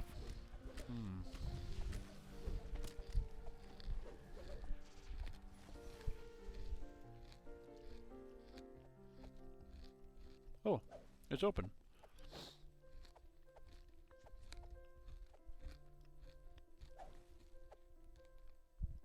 I think this might actually be the longest one. Because the Lord March Plaza one is really not that long. Weep. Oh my god, I have to kill this weep first. You will weep before me, weep. As I murder it. Ah, Tomb of Jade! I don't know, monks are amazing. Because they get Tomb of Jade, which works on everything.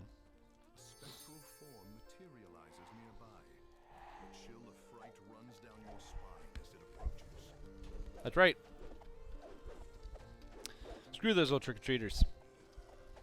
The trick is, all you have to do is, the trick to trick or treat is that you trick the kids by putting stuff in front of your house. So like turning the porch light on and having some decorations and stuff, and maybe even having like it lit up all the way up to your front. And then you treat yourself to a big bowl of candy, and you look through the window and you eat candy so the kids can see you just eating it. And as they start crying on your front porch, you just sit there and keep eating more quantities of candy. That's what I usually do. I'm also a mean and nasty person, so. Ooh, leveled up in an epic destiny, and I gained 1 fate point. 130k XP for that. Not too shabby. I think this guy's using an XP pot, so. Yeah.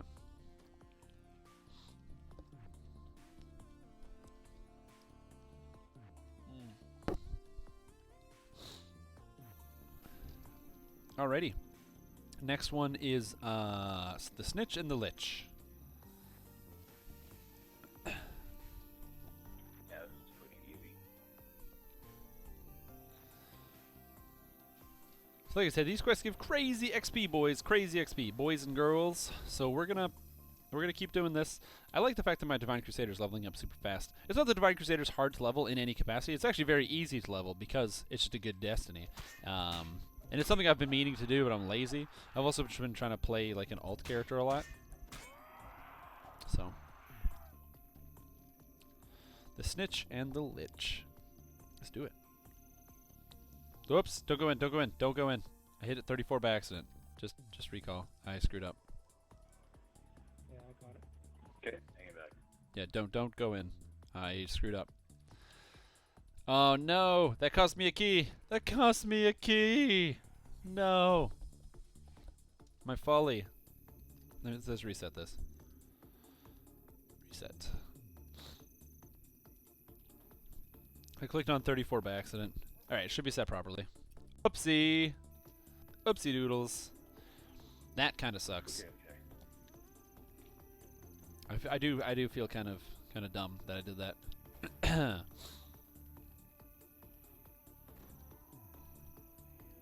Ooh, I like all these buffs. That's the thing about having a cleric too. Clerics are sick at giving out the buffs. Look at all this. Look at that. Look at my buff bar. Oh yeah. Haste. Oh, spell resistance, recitation, and prayer. 96 armor class, 74 reflex save. That's what I'm talking about. Yep, rest in peace key. I said, deeply saddening. I don't like losing keys to my own stupidity, but sometimes it's just the way she goes.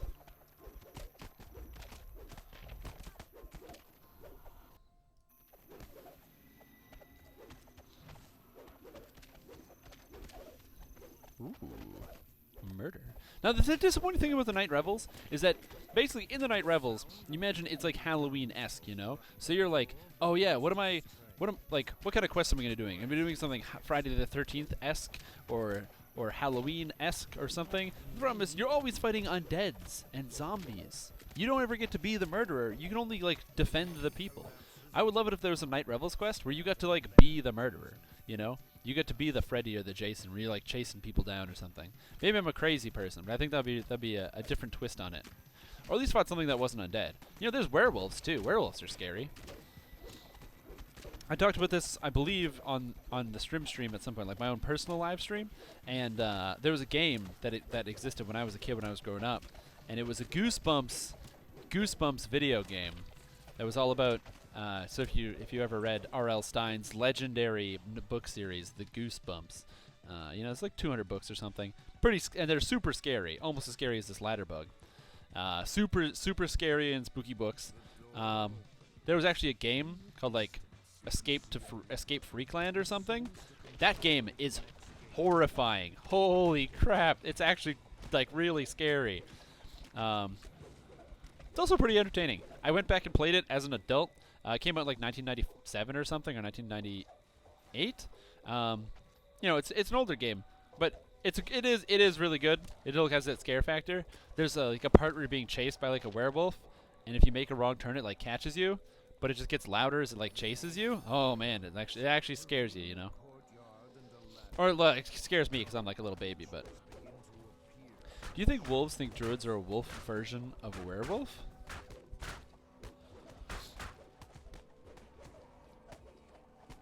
Wait. I'm confused.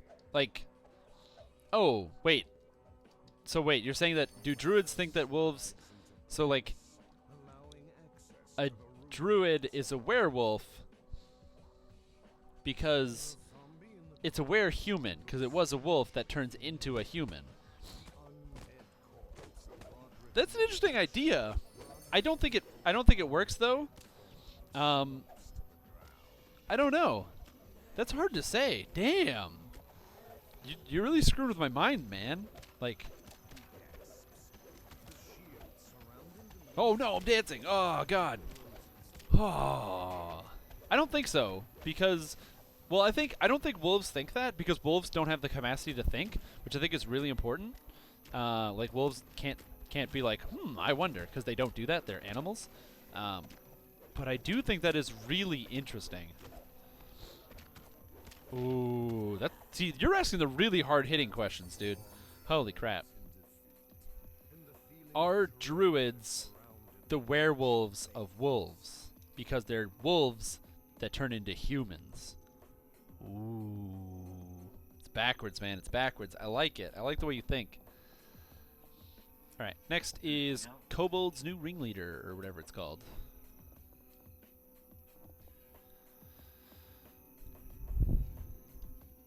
No, I gotta get out of here. I'm kind of unfortunate that I would need a better key, or another key. I think you could buy the keys for turbine points, though, so I think I might just have to pay to win to get another key. Because I like winning, and I have lots of money, so I think I might just end up paying to win here. Unless I can get a key off this pack. Just kill off this pack of vampires. Dark chocolate. Dark chocolate. Nope, no keys. No paying to win. Damn it. Or I might have to pay to win. We'll see. We still have a couple groups to clear out. So I'm gonna do Kobold's newest ringleader here. Step inside. It's level 35. I'm gonna dig through my chocolate bin. Ooh. See, when you dig through, I've got all this chocolate here, right? When you dig to the bottom, that's when you find the good stuff. And I say on the good stuff, it's Reese cups on top. At the bottom, Wonder Bars, man. Delicious, tasty Wonder Bars. Delicious 60 calories worth of Wonder Bars.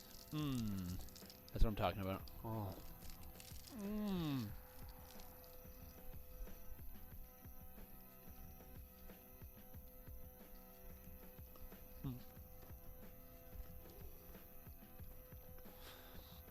Oh, chocolate.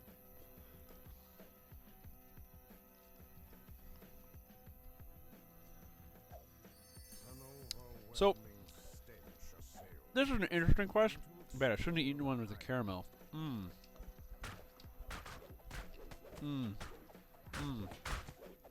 Because you can skip ahead and do it the fast way. But if you do this quest the fast way, like you do Kobold Ringleader, you actually miss out on some of the stars because you have to kill some of these kobolds over here. Alright. Definitely difficulty, because the Wonder Bar is a good choice. A fantastic chocolate bar. You don't eat Wonder Bars on the regular, fix that. You'll make your life so much better. You'll be very happy when you do actually eat yourself some Wonder Bar.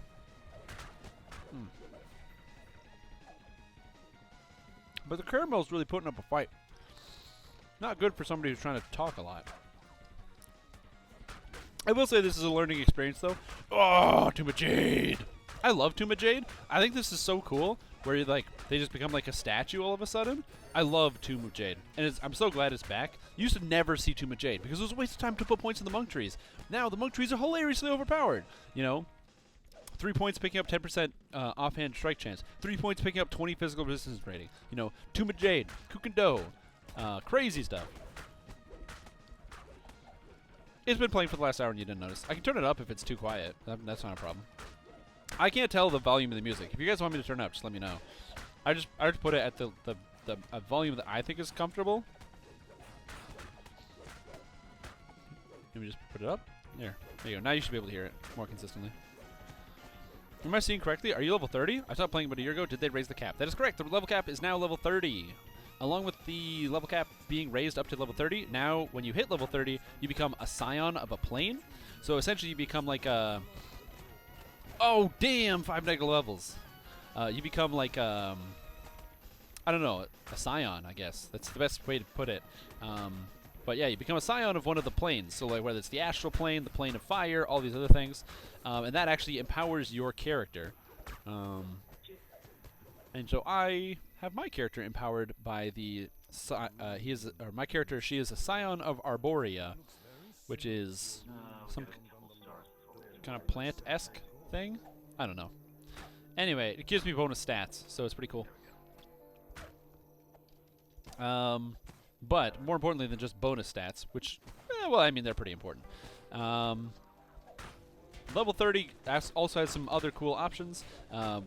One, it gives you more feats, so you can kind of add a little bit more power to your character. Plus, there's new legendary quests, which pretty much require you to be level 30 because you need the new gear and the new stats to be able to do them on the hardest difficulty. Now, certainly there are some builds that can perform fairly well even on the hardest difficulty without even being level 30. A couple of those are being like the Sharati garbage build. It's pretty good. Die, kobold zombies. But yeah, there's a couple new things. If you wanted to come back to the game at some point, you definitely picked like a good time to consider it if you wanted to. Because if you like the monk class just got a crazy revamp. All the enhancement trees are now so good, people are starting to go pure monk because it's good. Like, because it's good. Not like, oh, let's just try it out. No. It's like consistently good right now. So, give it a shot. The amount of stuns you get is crazy. Really tanky. Ooh. Yeah, I'm back. Welcome back.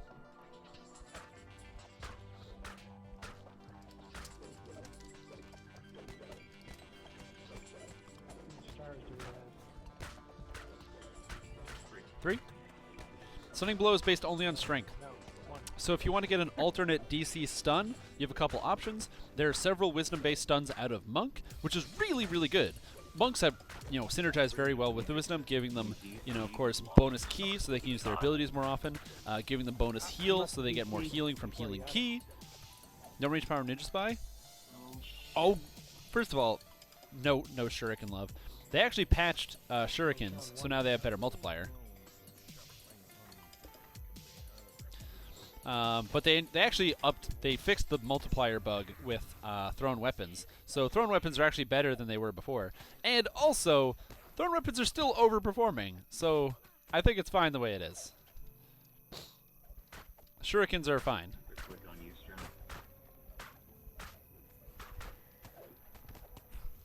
Oh, I love Tomb of Jade. Look at this. Look at how cool this is. Tomb of Jade. Other stuns don't do that. Stuns are just like, oh, you stun him. Like, I could dire charge this guy, boom, and he's just going to stand there and not do anything. But Tomb of Jade's just a sick spell. Oh, God. How pay to win is it? Or can I hit max level without spending points? Have a group of 4x players. All right, so I'm going to break it down for you. How pay to win is it? It is not pay to win. It is pay to get new content.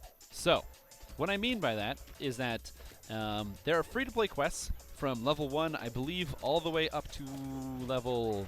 Like, you can get to level... To put it bluntly, yes, you can get to level 30, the maximum level, by doing exclusively free-to-play content.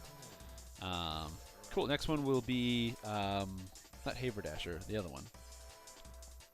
The Marketplace one, the Lord Smart Plaza. But you can get to level 30 doing only free-to-play quests, with level 30 being the level cap. And that is true. That is a true fact. However, it can be very tedious. It involves a lot of quest repeating, things like that. DDO has an insane amount of quests in it. And quests aren't like quests in other MMOs where you go to town, pick up 5 quests to do with some camp, then you go to that camp. One of the quests is to kill guys, one of the quests is to pick up books, one of the quests is to pick up weapons off of the guys that you killed, and then one of the guys that you kill drops an item, which is actually a thing that you got to bring back to town. You go back to town, hand in the quests, then after you hand in the quests, you get a whole second group of quests to go back to that same camp. You go do those quests in that camp, bring them all back to town, hand in all those quests, and then you go to the next town and do the next quest.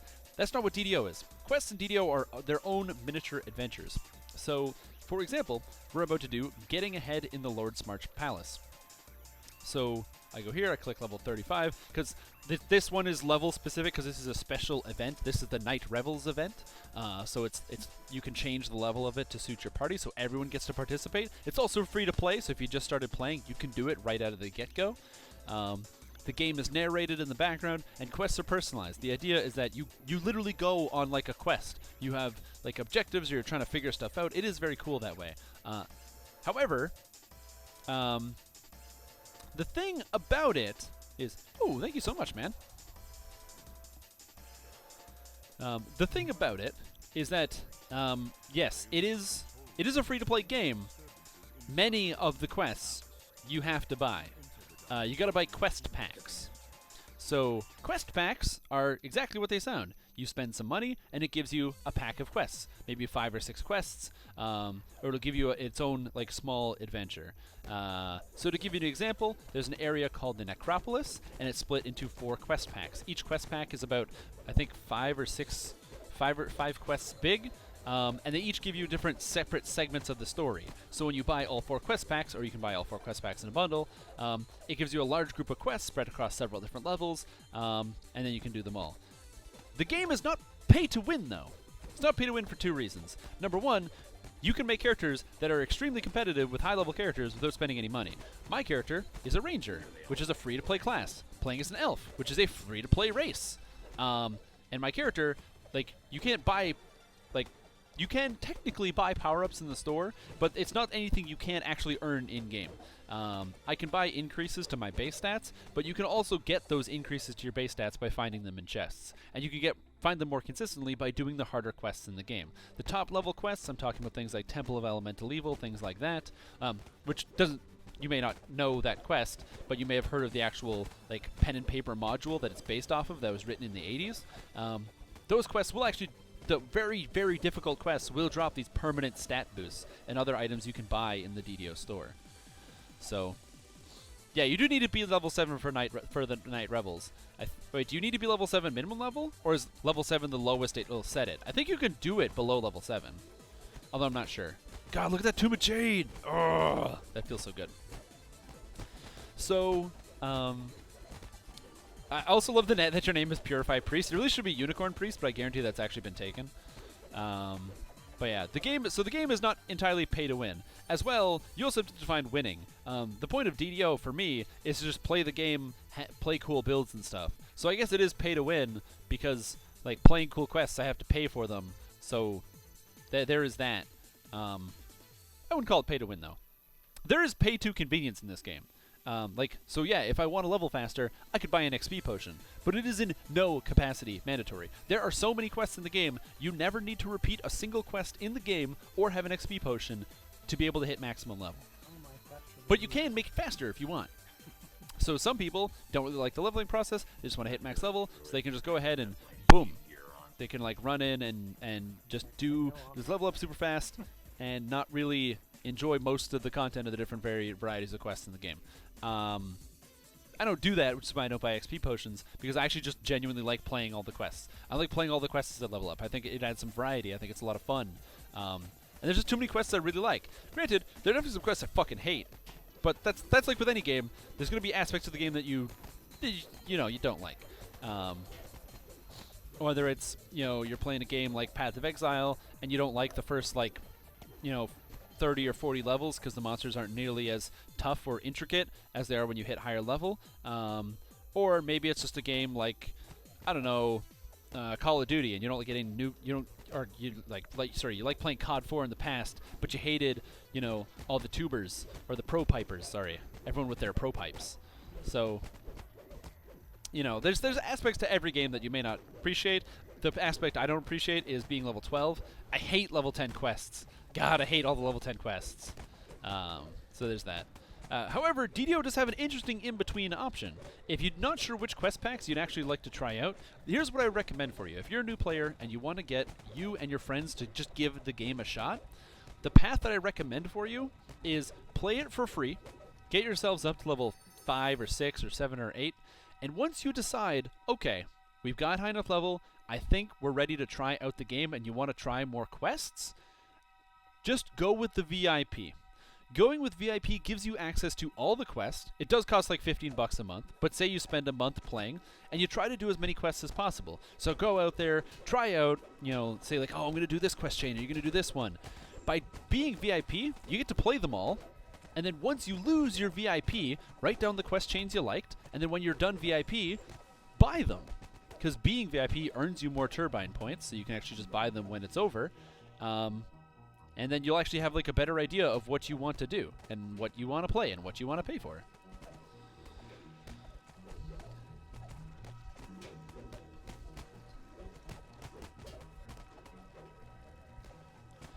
The thing about, I don't think the game is underrated. Man, look at the frame rate in here. Oh, too many effects. I need to update my graphics card. Oh god. Anyway, I don't think it's so much the game is underrated. I think the game fits a very specific archetype of player. I don't think DDO is a game for everyone, because it is very different. It's not like your World of Warcraft or the things. DDO doesn't really have an active PvP scene, or even really a good way to integrate PvP without a lot of player intervention.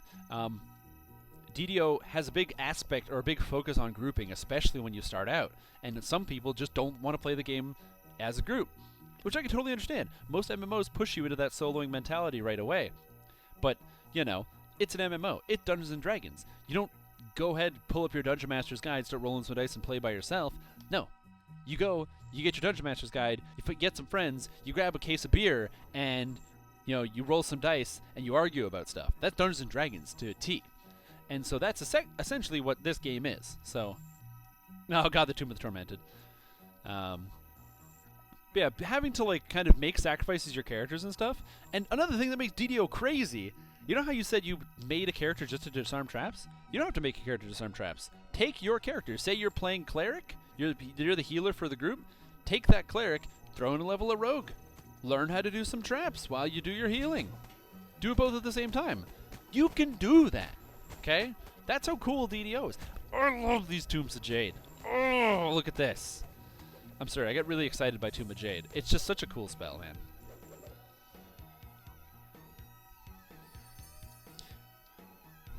And yeah, you get points for playing. So it depends on how much you end up playing the game. So for me, I know every single quest in the game front to back up by heart. I don't need a guide. I don't need anyone to tell me where to go or what to do. I know everything because I'm such a loser, okay? I know everything. I know more about this quest than I probably know about, I don't know.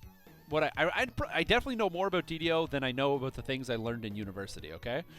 So, I'm going the wrong way. But DDO, for me, because I level up so quickly, I play so many characters, I play with so many different people, I love leveling up new characters with friends and new players, and I, of course, play my main character, who, when I hit max level, I reincarnate back to level 1 and do it over and over again.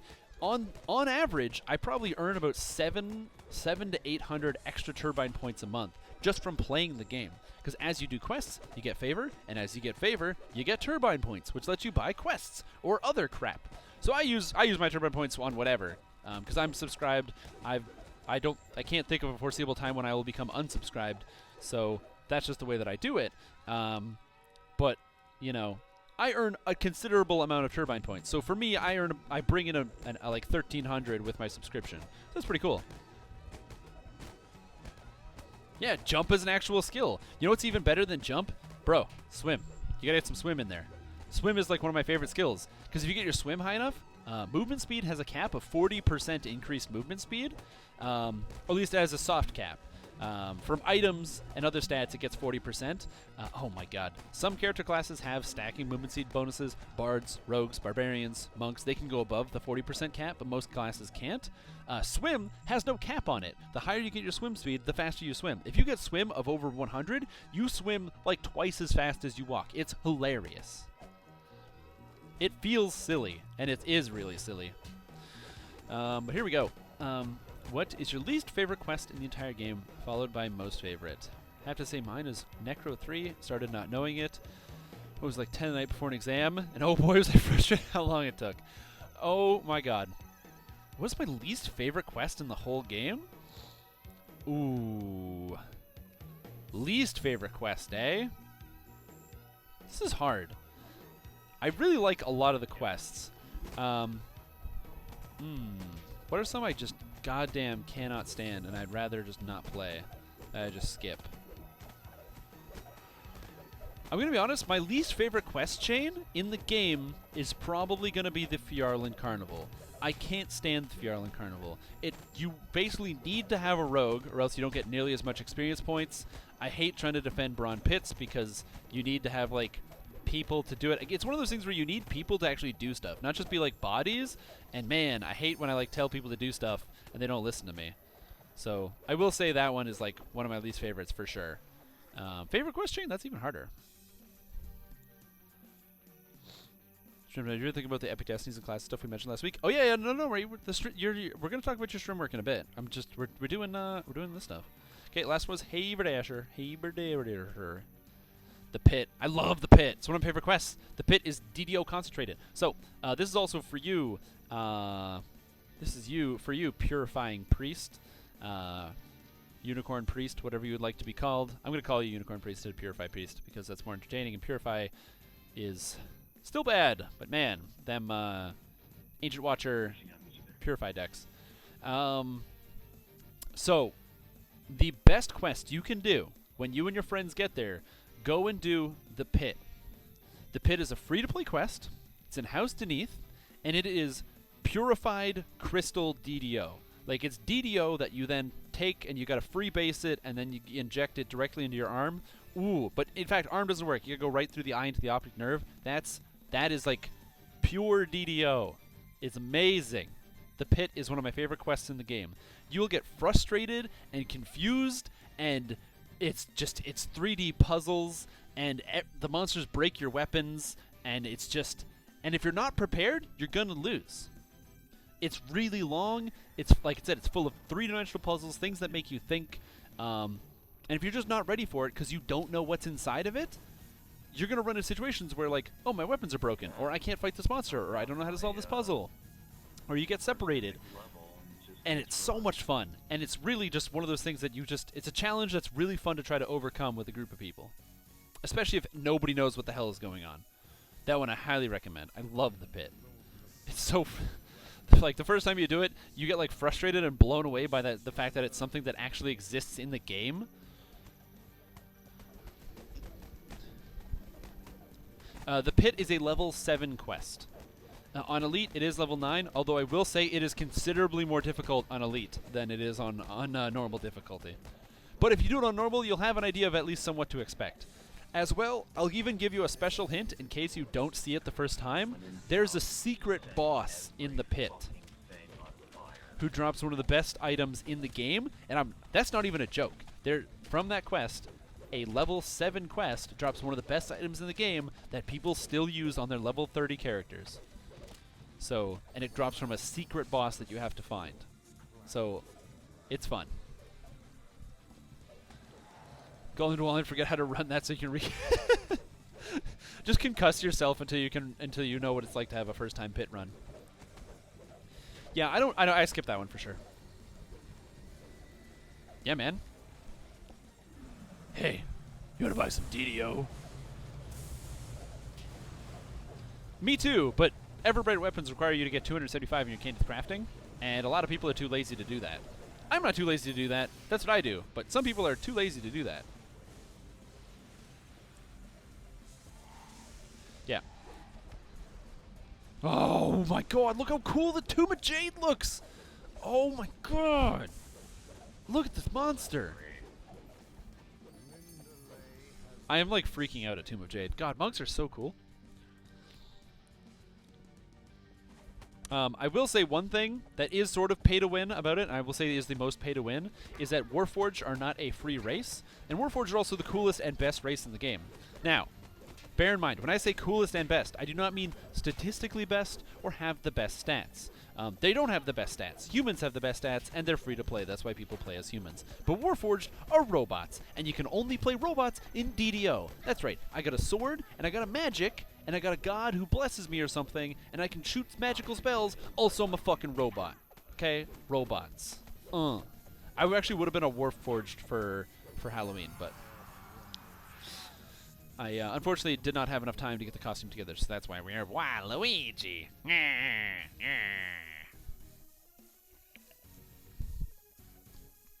You can no longer drop Everbright weapons. Cool. Good work, everybody.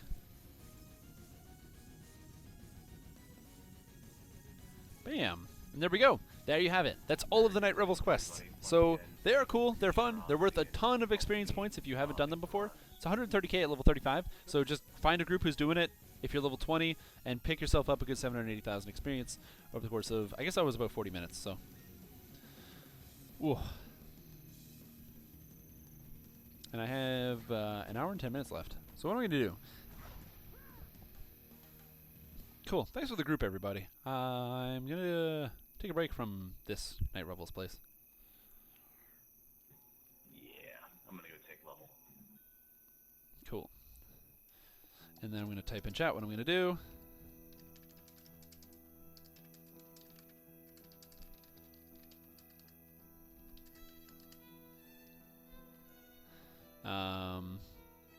Yeah. So I'm going to swap characters. That was just to show it off. Get your chance to get into Night Revels. Everything goes away by the 6th. And if you have the chance, at least maybe pick up some cosmetics or something like that. There's a lot of really cool stuff you can actually pick up and get. Ooh, I can actually buy one of these. That's interesting. Do I have 40 of these? No, maybe not. I don't know how much. I don't know how many of each. Apparently I have 40 of each of these ingredients. That's crazy.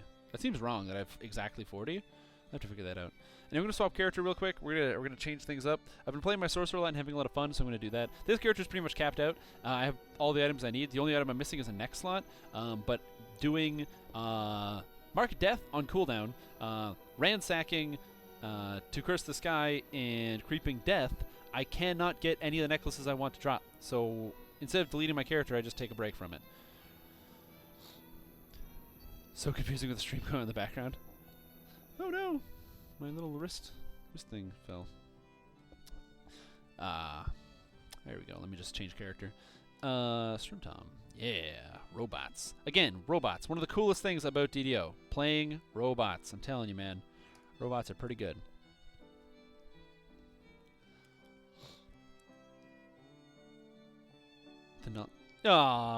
Thanks, Ready to Snap. Make me feel warm and fuzzy inside. That could also be the booze that I'm drinking, but I think it was your comment. It makes me feel really good. I really like this game because, one, I really like Dungeons & Dragons. Like, I have the 5th edition rulebook somewhere around here, if I can find it. No, actually, I don't have the 5th edition rulebook. I have something even better. Magic present time for you guys. I might look like Waluigi, but check this out. What is this? Is this the Ebron campaign setting? Is that a Warforged on the cover? Is this how you can play with Warforged in pen and paper? Because I love it so much. Yeah, it is. And on the ground there, if I could show it off. Actually, oh crap, hold on. I'm going to go grab it.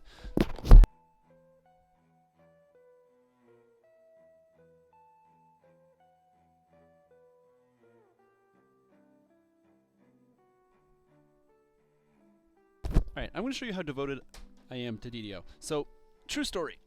I don't like books, okay? I don't like books because reading is for losers. True fact. If you read, I'm sorry to break it to you. So, reading is lame. Because video games are cool, DDO is cool, Dungeons & Dragons is cool. I don't read too much. But this book here, Shattered Land by Keith Baker, and also, actually this is the first one, City of Towers by Keith Baker. Look at these people. And then also, The Gates of Night by Keith Baker. These books, written by Keith Baker, author of the Ebron campaign setting, which is the basis for DDO, fantastic books. Some of my actual favorite novels of all time. If you like DDO and you want to learn more about the story, this actually takes place partly in Sharn, which is on the main city of Sire? I don't know how to pronounce it.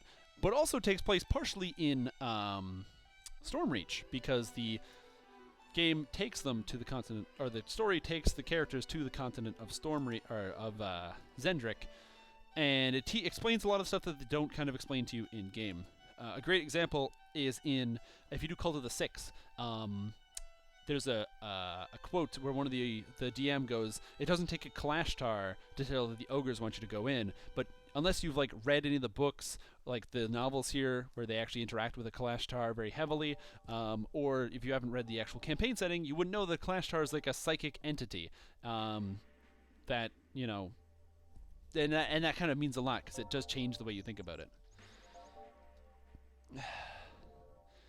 Hey man, that's literally what I do, is play this video game. Oh. So we're just gonna do some basic leveling up. I really want to level this character. I have a lot of fun playing this character, so that's what we're gonna be doing right now. Now, normally I would actually be drinking quite a bit of alcohol during the stream. The problem is I can't because I have to work for 14 hours tomorrow. I work from 6 in the morning until 10 at night. In fact, I don't even know if that is 14 hours. Actually, I think that's 16 hours. Oh God, I don't want to go to work tomorrow.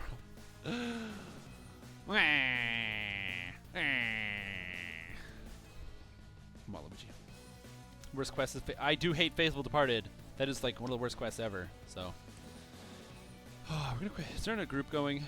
No, great, good. 20 to 30. We're just gonna do an XP run.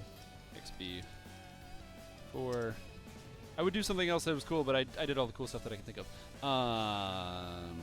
Wiz King, Spies. Gotta think of the other quest. TTT near. TTT. So yeah, I'm glad that some people actually get a chance to watch stream. That's why I do it here, though. You know, I just want to show off my favorite goddamn game. Off work for 4 days. I actually am. I will announce it here, but you guys will see it. Oh God, man, I hate being an adult.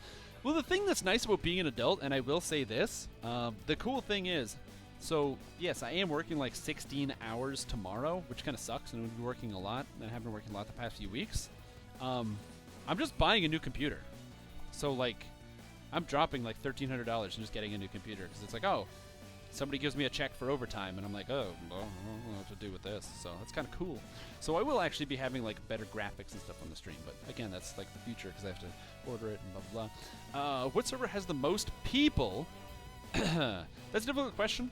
I don't know actually. Thelanis is high population. The high population servers are Thelanis, Arganessen, Kyber, and Galanda.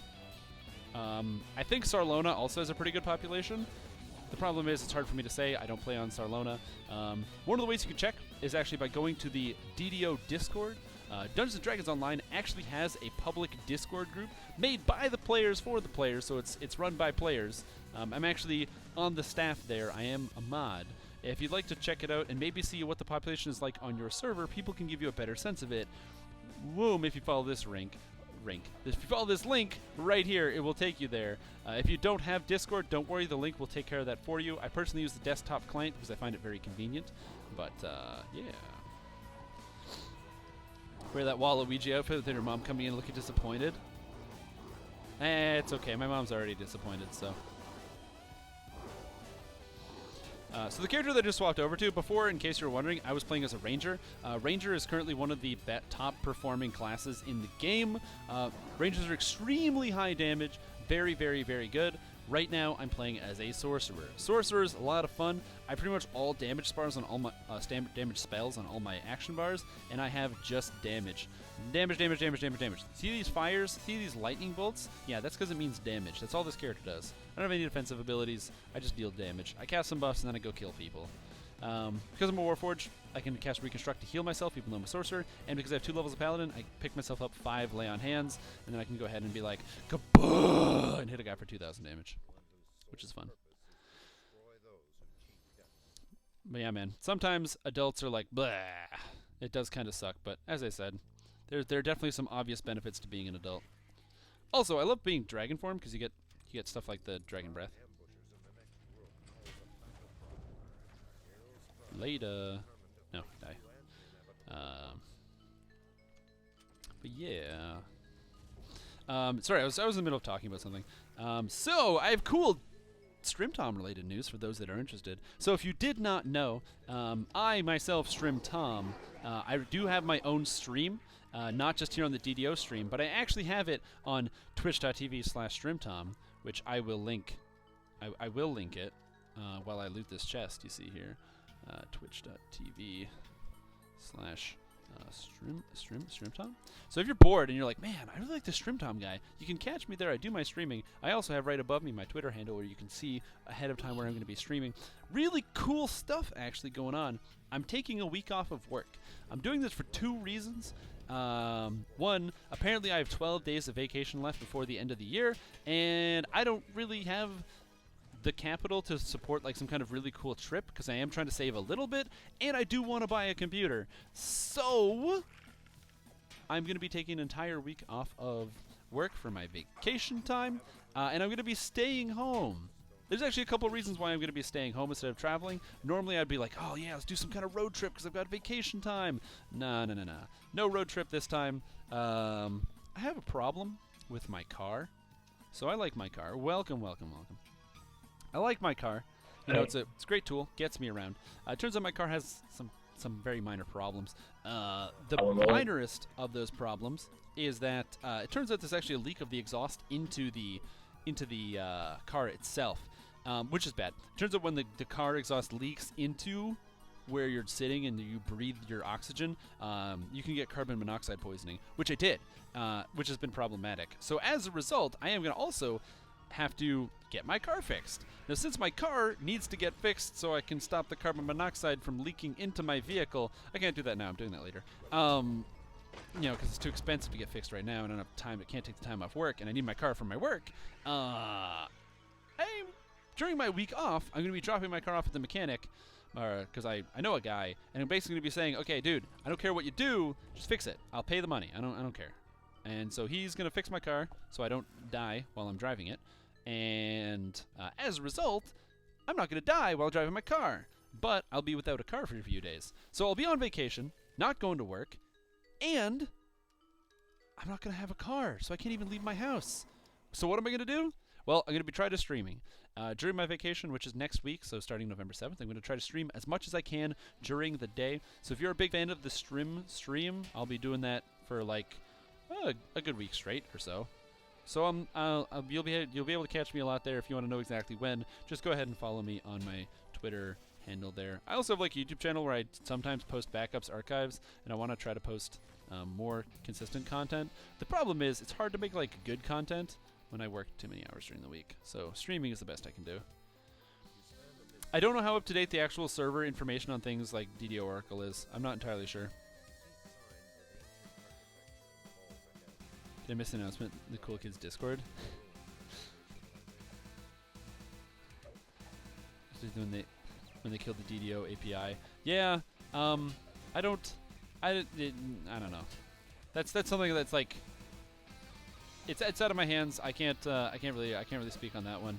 I think there are definitely cool things you can do when you have an API. If you look at a lot of the other games that exist out there, there are a lot of people that are really smart that make a lot of really cool features, things that can integrate with that.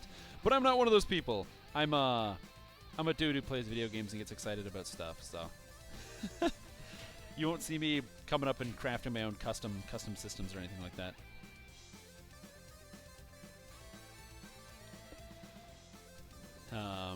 But yeah, all the populations are I wouldn't say even, but gotta walk to work. My boss apparently doesn't have a key. That's hilarious. Hey! Oh my god, you guys are the greatest. Look at this. I don't have to do anything. You know, I just realized I don't pay some of my viewers enough. Some fantastic supporters.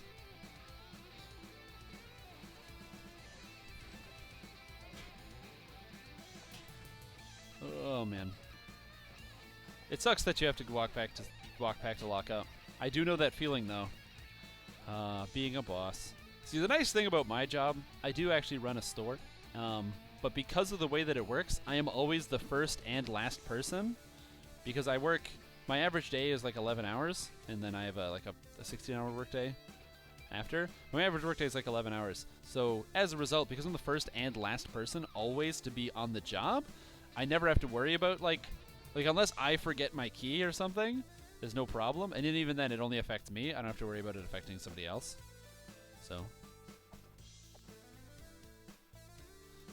which is kind of nice. I don't have to worry about like screwing over any of my employees. I'm a good boss too. Bought everybody breakfast today and candy. That's what you do. You got to build up the morale. Although I didn't let anybody wear a costume because it's a safety hazard.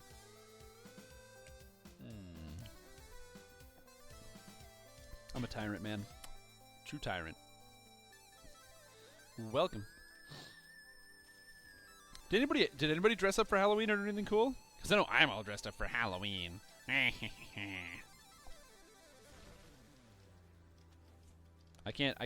don't know how to integrate my like a Waluigi voice into like playing as a sorcerer. Bam.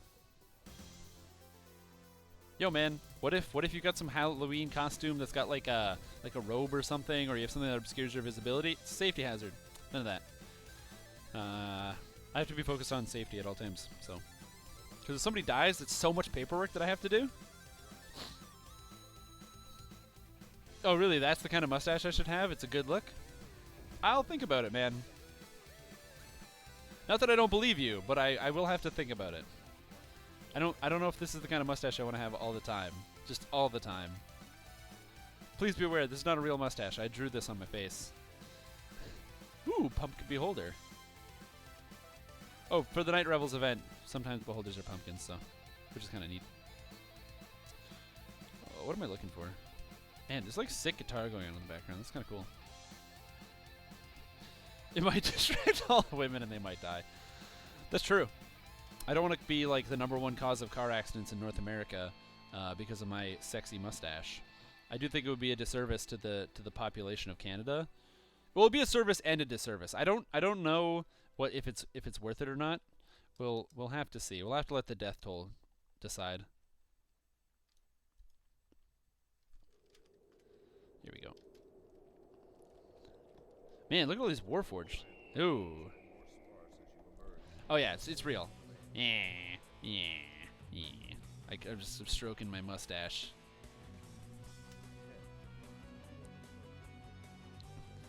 That's right, I wrote on my face with a permanent marker. I wanted it to last the whole stream. What if it rubbed off? Of course I used a permanent marker, dude. That's like, why would you use anything else? That makes no sense.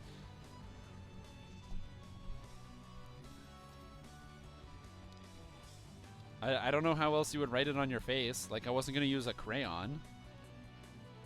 I save my crayons for when I do, like, paperwork and stuff. That stuff's expensive.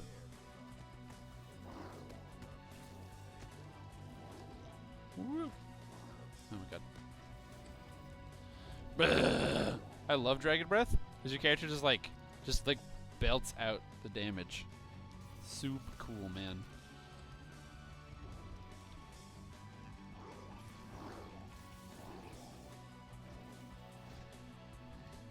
Anyway, so now we're going to go ahead and shoot this guy with Chain Lightning, and it's going to go around the corner and kill all the bosses. Bam! Die. Jerk. Oh, you assumed it was felt? No, unfortunately, it's actually drawn on. If it was felt, I would have to use like a bunch of glue, which is like too much work and effort for me. I'm not going to do that. It's a good idea, though. But yeah, I'm really enjoying the Sorcerer here as well. I'm actually really, really enjoying it. I've been having way too much fun. If you haven't played Sorcerer in a bit, they're really good right now. You can get your DCs up crazy high. So like I've got 53 on my Lightning Bolt at level 21. And man, is it fun. I mean, I say like, oh yeah, it's like really fun. It's like fun. Just keep using this word. But like, I just like hitting stuff for almost like 10,000 damage.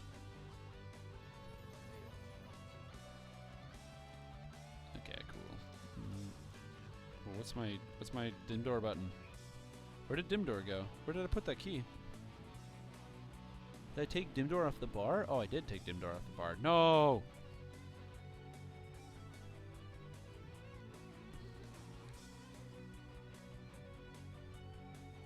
Alluring 10. Ooh, Charisma 10. On 4 next. On 4 next.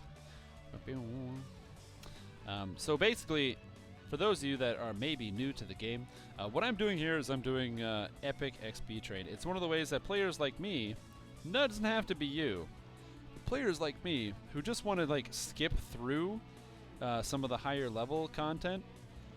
Not that I don't like actually playing through epics, but there's certain quests that give more experience points than others, and you kind of leverage that to level up quickly. By doing something like the XP chain, which is what we're doing right here, people call it like an XP run or whatever, you basically do quests that give high volumes of XP in a very short period of time, and because you could do them if you feel like it 2 times a day, it takes about an hour to get through an entire full run of all these quests, and then in that hour you're going to earn about, depending on if you're using an XP pod or not, or if you have one of them tomes that give you bonus epic XP, you're going to be looking at probably about 650 to 750,000 experience each run. And if you have like, if you have a potion going, you're probably going to be earning about 1 million. And if you happen to have a potion going, and you earn about 1 million XP when you do a run, that's pretty good, because then all of a sudden If you're doing 1,000,000 XP a run, that means in 8 days, if you do it every single day, once a day, or 4 days if you do it twice a day, you'll be looking at, you know, hitting level 30 in about 4 days or 8 days. It's not really bad. Doing an epic life every 8 days is pretty cool. Now, you have to consistently do this every day, which can be tedious and not everybody's going to like. But you can break it up by doing other quests in between, which is what I usually do. I do the XP chain a little bit, get myself started at level 21 or 22, then I start to branch out and focus on other quests. What is my spell power? You know? I don't know. Let me look in the... Oh, I just realized I can't run away because I'm the guy who has to open the gate. Yeah! Take that, Foundry Drones. I have to let these guys in, that sucks.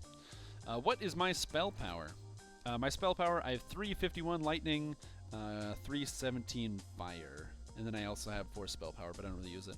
And my repair spell power is only like 229, but it doesn't matter because I cast Reconstruct and it heals me for way more than my total anyway, so it doesn't matter. I use this item here, the Pansophic Circlet. The Pansophic Circlet is the absolute best caster item in the game, and to actually answer, I don't know if you're still here, Purifying Priest, yeah, this is one of the best items in the entire game. So you could consider this like a pay-to-win item, okay? Because it is, as I said, if you want to go ahead and get the traps, feel free. This is one of the best items in the entire game, okay? It gives potency, so it's bonus to all spell powers, instead of having to worry about, like I am, picking up a lightning spell power item and a combustive spell power item, like lightning and fire. This gives you bonus to all. It also gives you insightful bonus, which stacks with regular potency, quality, which stacks with regular, and 5% reduction of your spell costs. That's crazy. It is, as I said, the absolute best spell power item in the game. Every single spellcaster should use this item. So, of course, because it's such a good item, and it's new, it came from one of those new quests. Well, as you know, when Turbine happens to release new quests, they're not free. They're pay for. So, sort of. Maybe it is a little pay to win because you gotta pay for that quest to get one of those best items in the game. Is that really fair?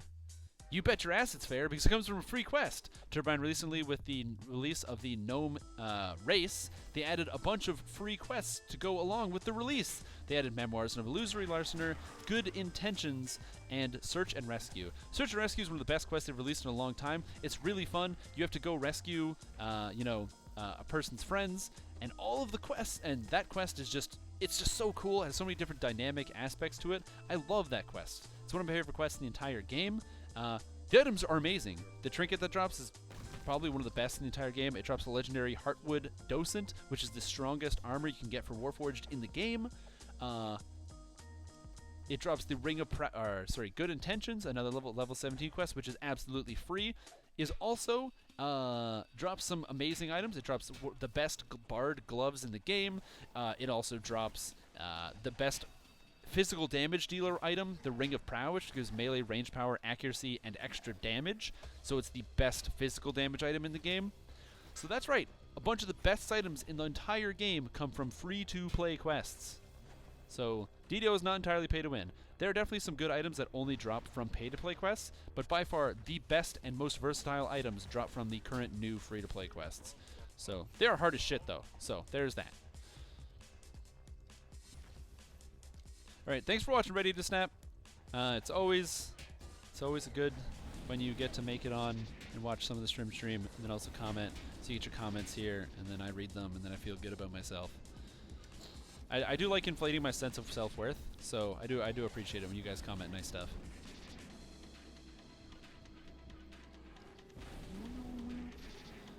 Goodbye, Golem. Now, one of the things this character actually does have difficulty dealing with is golems. I didn't take Disintegrate because I'm a chump. If I had Disintegrate, though, I could deal with it no problem. For those of you wondering, I am a Blade Forge, but I don't actually take Reconstruct out of the Blade Forge tree. I don't take it for... Soundburst. I don't take it for 2 reasons. Reason number 1 is that I don't really want to spend the enhancement points in the Blade Forge tree when I can spend them in other places to get more damage.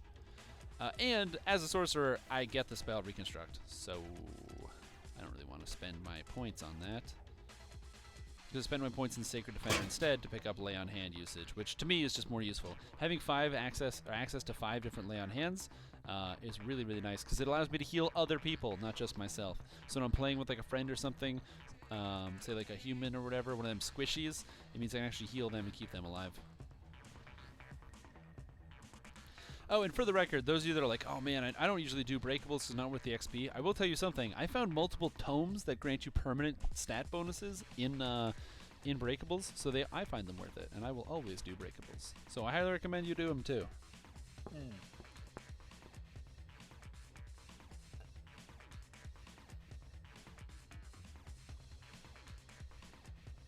Oh man. Oh, gnome. Yeah, I also like the new quests because they're all gnome focused. So you get these stupid gnomes that like do stupid crap.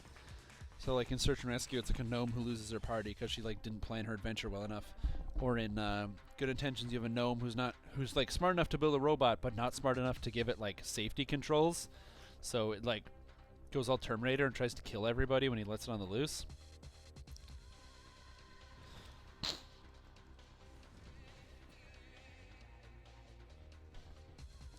So there's that. And then Memoirs of a Illusory Larcener is about a guy who's like, I don't know, he's trying to like write a story or something. And then he tries to kill you. Good times, man. I mean, I'd be pretty upset if I died in a story, though. You don't even die in real life. You die, like, in a story.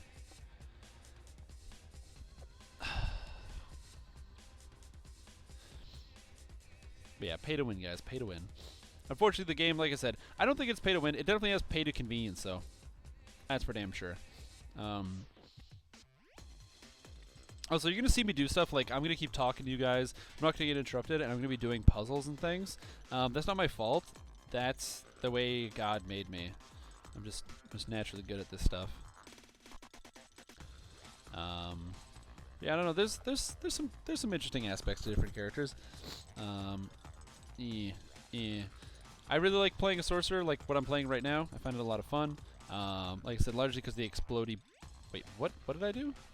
What did I do? No, that's correct.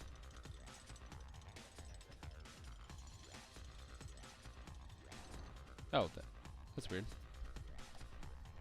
I somehow rolled over it. I didn't even know that was possible. But yeah, I don't think it's pay to win.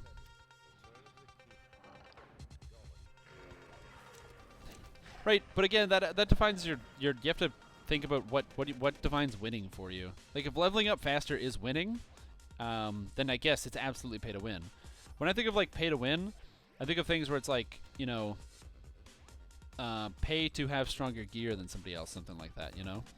It's not winning. It's just like imagine if you could do raids, but you couldn't win unless you had a special raid ticket to buy equipment. Like that would be pay to win, because you would limit your gear options unless you paid money. Oh, it can be totally brutal. I traded your patience for turbine points.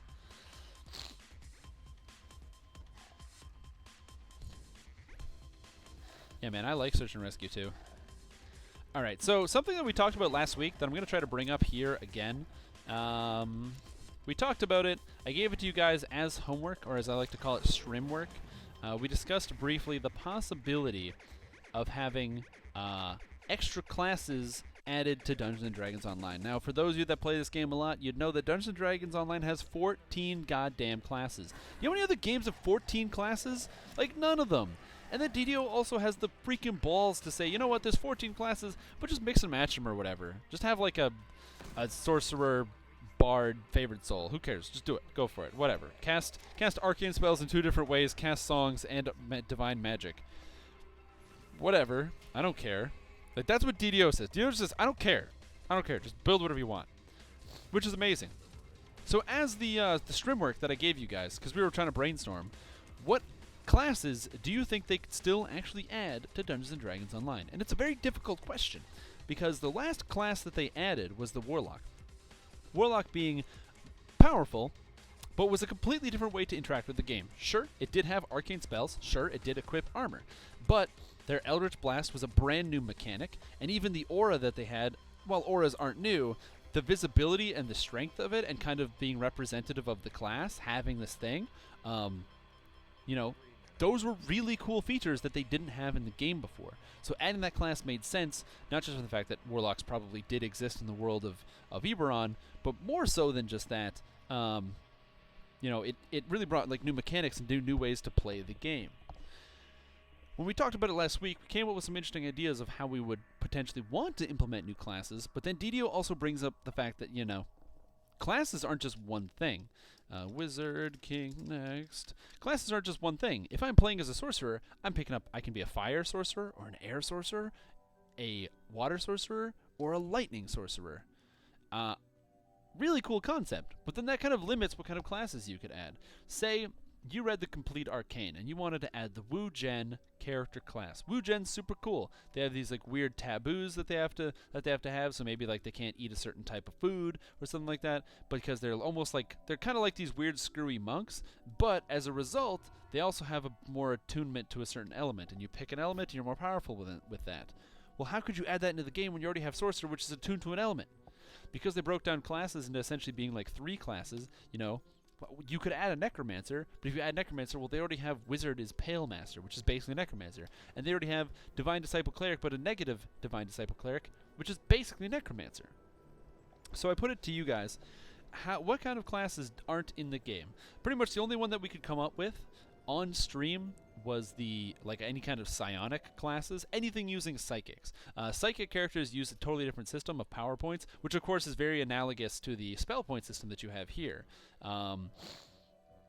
So it's a similar concept. But my real question is, what other kind of classes could we add? And I'm wondering if you guys had any good ideas. Not saying that anything you say here will officially go to Turbine. I don't work for them. I'm an asshole who plays video games. But I do think it is cool to brainstorm, especially when it's talking about like your favorite game or features you'd like to see. Because I can think of things that I would like to change, ways I think we could improve the game. But it really takes innovative and smart and creative people to come up with not just ways to change the game, but new things to add. Ways to really change it up for the better. Yes, and rather than Scion, you could almost multi-class to most kinds. Exactly, that's the kind of thing. Like, if you said, oh, I want to play a samurai, then it's like, okay, well, then you're basically just playing a monk fighter. So you're playing a fighter, so you can get two-handed swords, but you're playing as a monk, so you can, like, pretend you have this big-ass katana, and you're playing as a monk, Again, very difficult to say. I don't... Oh, what the heck? Oh, pictures. That's neato. So I don't know what the answer is there. I thought about it a little bit over the past week.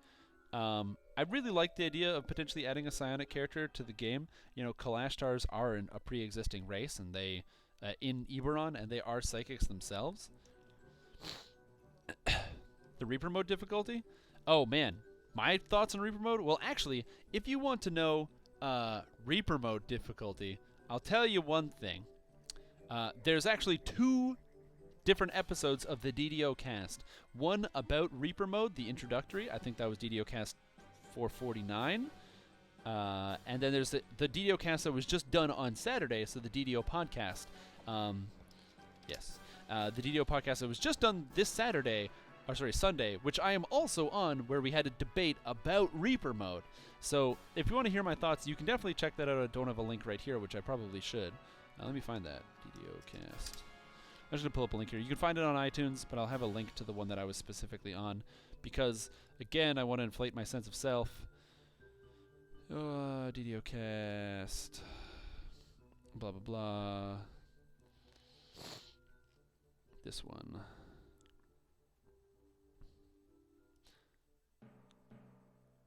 Episode 449. There it is. This is what I want.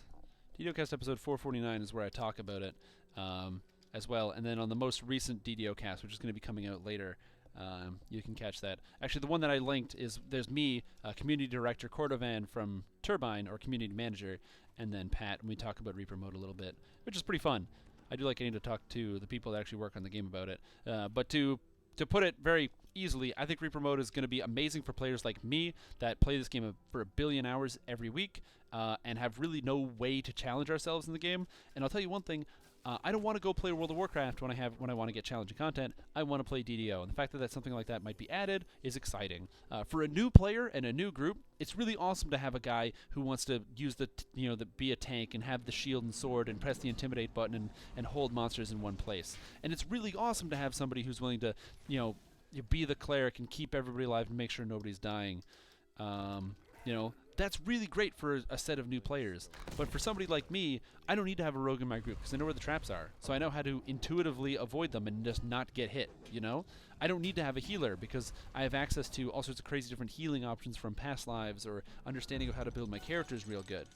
But a Reaper mode, a difficulty that will force you to play with other players, force you to group, force you to think more deeply about the way that your character plays, ooh, baby, am I excited. A difficulty that I can't actually beat? Oh, and it's not even unfair either. You got me excited. Okay, you got me excited. So that'll be good. Anyway, now let's stop getting distracted. Okay, Durocan actually did his stream work, so we're gonna read through Durocan's post. Divine class should be added: Rune Priest from 4th edition Blackguard or the Zombie Paladin Death Knight, and a primal class such as a Shaman. I do like this idea. I do like the idea of a new divine to balance it out, a divine and a primal class, because then they could actually break down the classes. Why don't you die, mummy? Huh? Jerk? Look at this guy. He doesn't even give a shit. He doesn't want to die. I actually do like the idea of breaking down the classes like that. That'd be super cool, man. Because they already do have, 4 martial classes: monk, paladin, fighter, and barbarian. And they have, or I guess rogue? Yeah, rogue. And then they have, I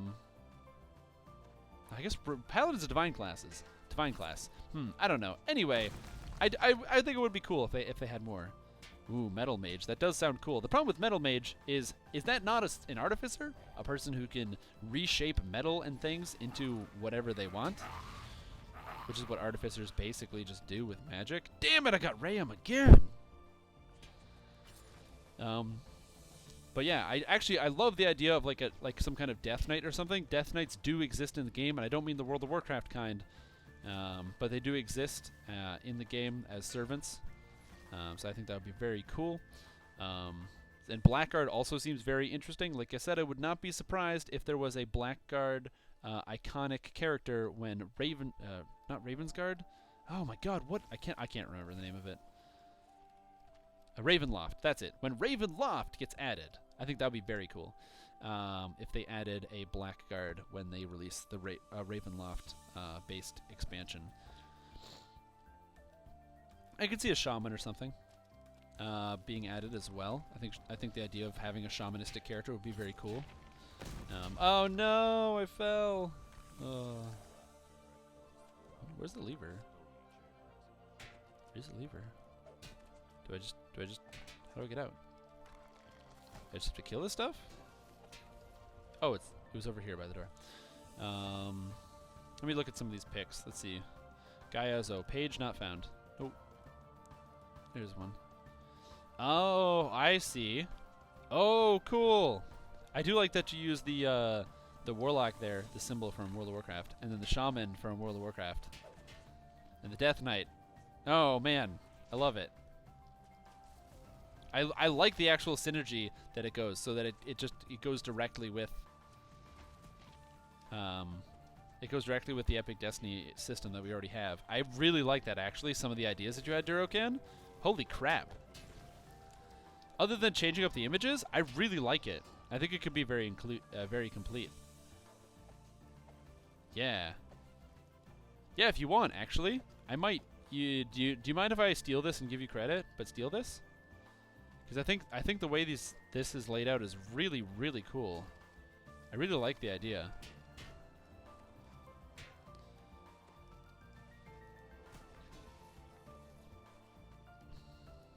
That's very cool, man. A summoner class would be really cool, and I would like to see a summoner class. The problem is, pets are horrible in DDO. So, yeah, man, if you do want to drop them in the Discord, that'd be pretty cool. Alright, now we gotta kill Rayam. The only way I can kill Rayum is with Delayed Blast Fireball, so we're going to do that. Because that's the only spell I have that damages him. Just going to hit him in the face. That guy I think has Ruin. I don't.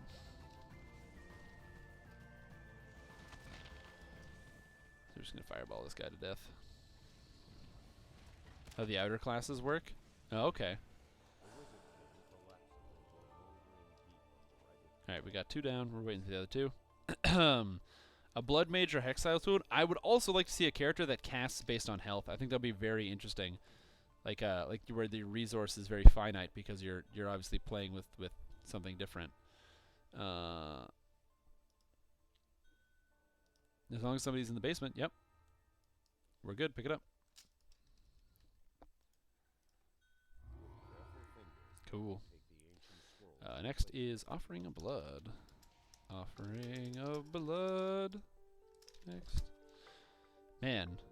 I would say Metal Mage kind of fits into... Metal Mage definitely fits into like an Artificer type feel. Witch Doctor feels more like it would fit into like Shaman unless you have like...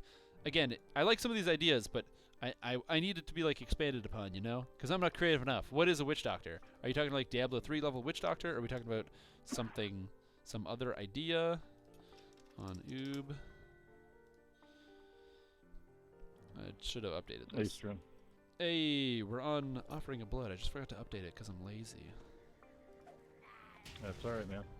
Be there in a sec. So... I was running with you yesterday on Soul Surfer. Oh, okay, yeah. Yeah, he's capped already, so I got this guy to cap. This is actually your build. Aww. You having fun? Oh yeah, it's a fun build. I decided to try it. I mean, I personally found it very fun. Heard a lot of good things about it, so... Like I said, it's not fully optimized for like end game, but it's also the consequence of like where munchers are the only real way to get top end range DPS. Yep. But I do know people who are playing it in Legendary Elite and don't have problems. It's just you're not going to be able to outburst like a muncher or something like that. Yeah, I mean, you're going to be able to do... I mean, it's good for support, you know, but, I mean, you're not going to be able to go in there and solo anything. Yeah. Now, my main tune, Micaiah, I mean, he's a mechanic rogue. That guy, I mean, hits like a tank. Hi! My Utak largest crit on Sarganesson? that guy is Utak Sarganesson? just under 27k. I will be switching fully over to Arganesson Which isn't at too some bad. point in the future. When the actual character transfer service is released, I will be swapping over full time. So you'll see me pretty much only on Arganesson. But I'm waiting for that character transfer service to become available for Turbine Points, the one that's instantaneous. Yeah, I got a Comes from the launcher, pinion so. for this guy. I've got the Unwavering Ardency for this guy. So That makes it a little bit easier. nice bows to... Yeah, made leveling a lot easier. Oh, man. But yeah, actually, oh my god, I really love that idea. Like the way you I kind could of like pretty put it much together. solo just about anything, Ooh. you know, 1 through 20. I can definitely see an Doesn't extra really divine need class being added, more like proof a at all. negative divine class, because Kinda nice. you know we have clerics which are and favorite souls which aren't inherently positive, but players are inherently positive. I think the idea of having something that is almost inherently negative that kind of pushes the boundary, you know, kind of like almost like the Batman effect. It's the hero that you need, but not the one you deserve. And I've got my acid right now up to 320. Did you got the circlet? Yes. Man, the circlet's so dumb. But yeah, don't worry, you'll see me. Yeah, right now I'm just using the level 13. When I hit 28, I can... I like the idea of a cavalier, but the problem with a cavalier is we don't have horses. Legendary one. So cavalier is basically just like a heavily armored fighter, which means you're basically just a fighter, because that's what fighters are. So it's not that I don't like the idea of cavalier, but a cavalier is basically just a fighter. You know what I'm Nice, saying? you know, for a little extra damage anyways.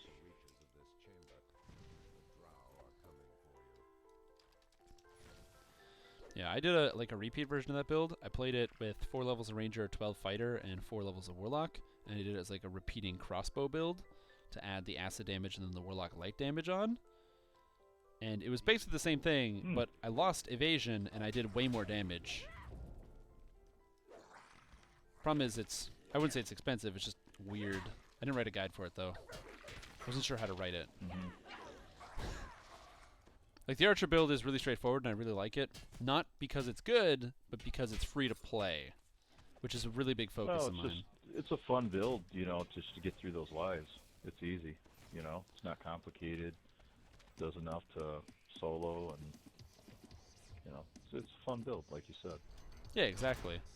Like I said, my biggest focus is just making something for free-to-play players. Because I know one of the biggest concerns, especially with any free-to-play game when you first start, is like, okay, how much money am I going to have to sink in to be able to make like a good character? And Ranger's that magical class where you can play a Tempest and be top DPS in the game, or you can play as Arcane Archer and just be like a really good supporting solo-capable character. Witch Doctors use spirits of slain enemies to buff himself. That's kind of cool. The idea of like as monsters die, you can kind of take advantage of that. The problem is, again, what do you do when you have areas where there aren't monsters to kill or areas to get buffs from that? How would that work? I'm not entirely sure. Steeds shall be made. Could you imagine if they actually did add horses in and added a cavalier type class? And that would be really cool. Bear in mind, I think that would be awesome, but I think that's extremely unlikely, and I don't see that happening. Am I hyped for Dragonborn Kobold race update? Well, bear in mind, that was an opinion poll. So I want to make sure I'm crushing nobody's dreams, and I do not speak for the company. I am speaking for what they said themselves. Just repeating what they said. Build, is that another guy the that has a build Kobold and the Dragonborn race are not guaranteed. Paralyzing. Yeah, there's the other guy with the White Feather Sniper build. That one is better for endgame if you're looking at endgame. Is it? Yeah, I haven't even. What is that? It's a very similar build, but it's basically it's got a better arrangement of stats and feat choices, and he really goes into detail of how to maximize your damage. Oh, okay. Like you can with my build, you can pretty much just respec your enhancements and change up your items and stuff, and you can do his build. But so basically, play mine to level 30, and then respec at 30 into the White Feather Sniper build, and you'll be very happy with that. Cool. Man, that in-game Link, that's legendary. Wario, get the... this is not Wario. Oh. I'm not Wario. It's Waluigi. But yeah, so just to make sure you guys understand, when they did a poll for whether they should add Dragonborns or Kobolds, this was not like, we're going to add Dragonborns or Kobolds, which one do you guys want? It was, if we were to add Dragonborns, or if we were to add Kobolds, and you had the option to pick, which one would you pick? It was an opinion question. Whether they will add Kobolds or Dragonborns, I have no idea. But just be aware, they said themselves, they were simply asking a question of the community. They were trying to gather information. So, I personally would be extremely excited when they add kobolds, or if they add kobolds. Dragonborn I think would be super boring.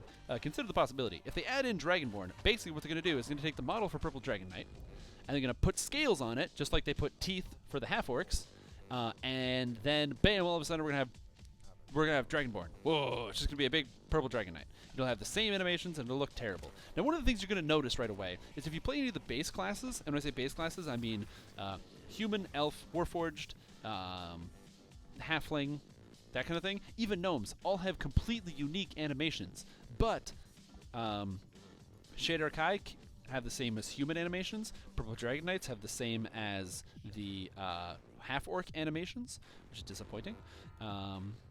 Next is Spies in the House. And the, what are you talking about? And the, Sun Elves are the same as the elf animation, stuff like that. Of course, that one's a bit obvious, but I don't want to see Dragonborn come out and just have the same animations again with nothing new and nothing special. What I would much rather see instead of that is kobolds. Kobolds are smaller. They'd have to have an entirely new set of animations. I think they would look really, really interesting. Just from my own standpoint, I think it would be a much more interesting race to actually add to the game, both in the art, animations, the design options. So you're saying I think it would just be better overall. Between that and just the way it's spec'd out.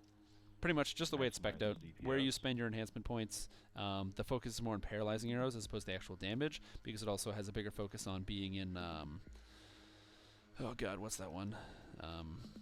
All my inventory slots are full. But bigger focus on being in Fury of the Wild, so you can get the better shots, you know. Like I said, it has more in-depth talking about, especially like the gearing is also important. It's a really extensive Kobold guide. Paladin. It's a lot of effort. Oh to god, I'm build. missing so much of this chat. I tried it out in game, and it works pretty well. Alright, let me just sell some I garbage. had no ranger gear whatsoever. Get out of my inventory. Nice. Get this garbage out of my inventory. Did I sell a ring? Nope, I did not. Good. I'm gonna sell 27 items. Just get it out so I can keep playing. Okay, so we get a water quest. Who to say we never get a? We did. It's true. We did get a water quest, so we might actually get a mount, but I don't think that's gonna happen.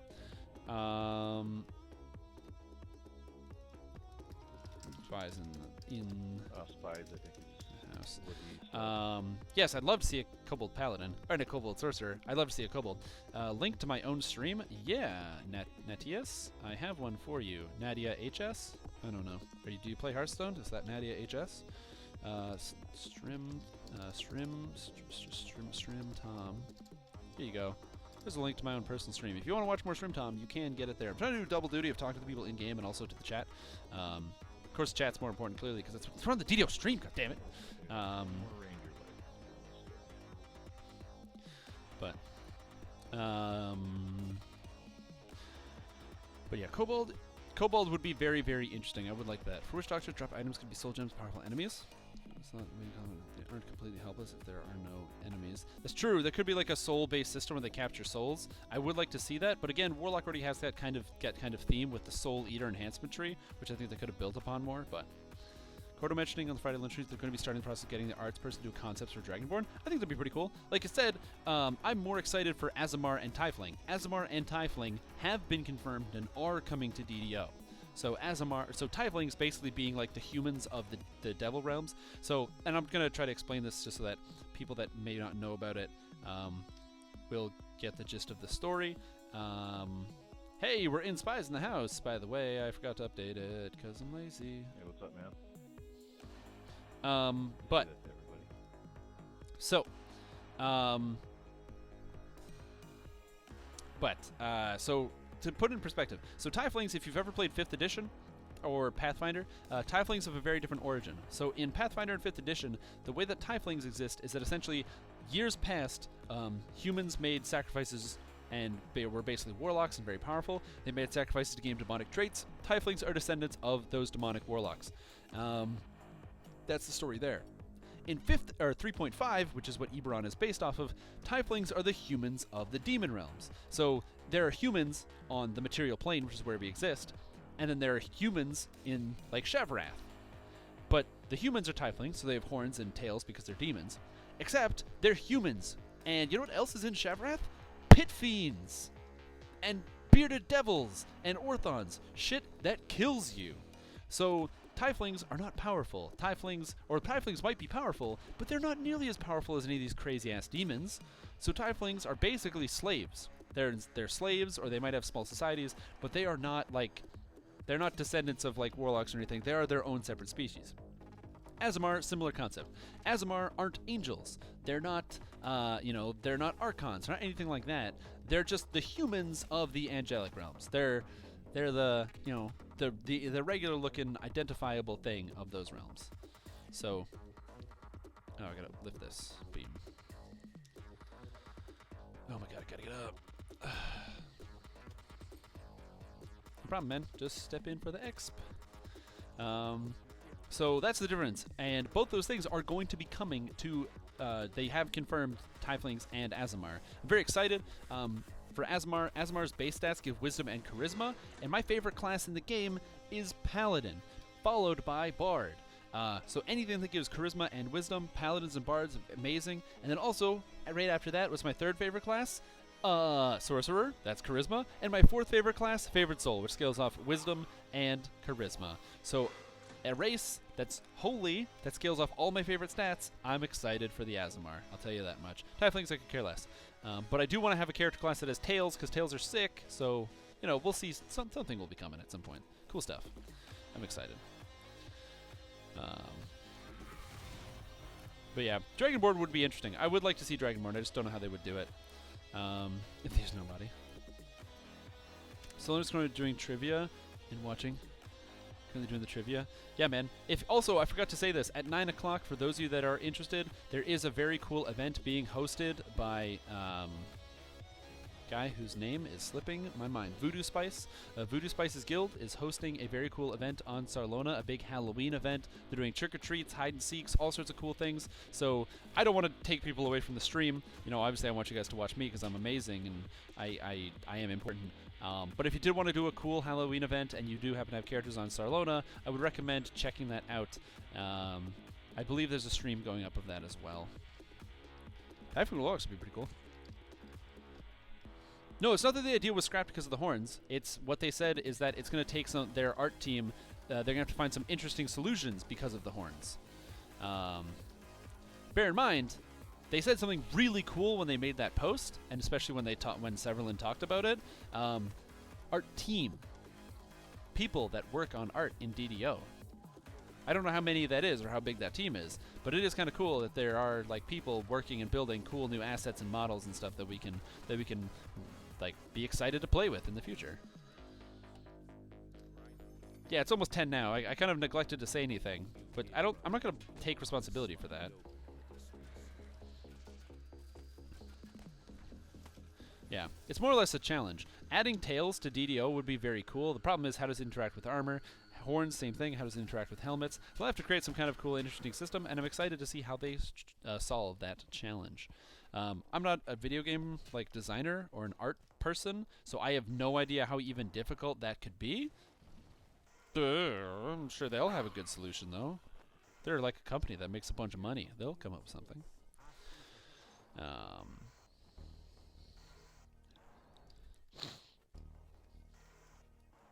But yeah. I'm out of water. That sucks. Oh, man. I'd like to see Dragon Lords. I'd like to see all sorts of new stuff. I want new classes and races. I love whenever there's new stuff coming out for DDO. What I've already said is now that my main character has Completionist, I'm pretty much just going to be playing on my main character, Strimstream. I'm just going to be playing goofy and ridiculous builds all the time. Testing out new stuff, trying to figure out these secret sleeper OP builds that may or may not exist in the past. So, like, maybe abilities you haven't even tried.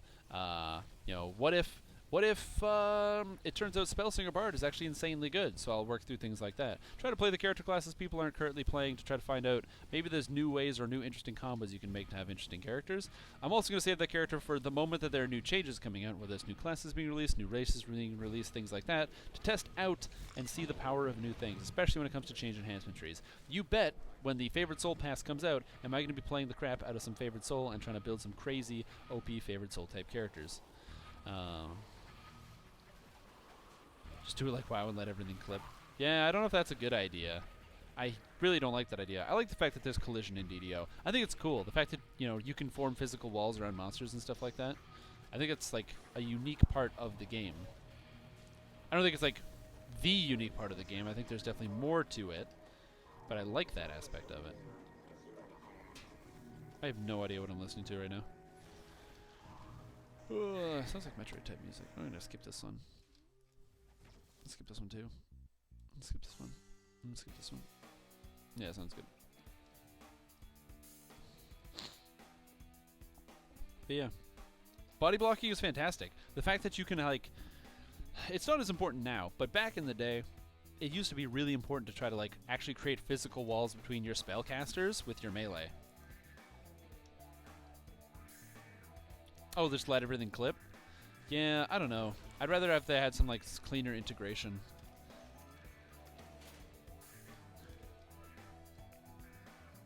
The problem is what they could do is they could add horns as hair, because hair, like, helmets get rid of hair, but I wouldn't want that, you know?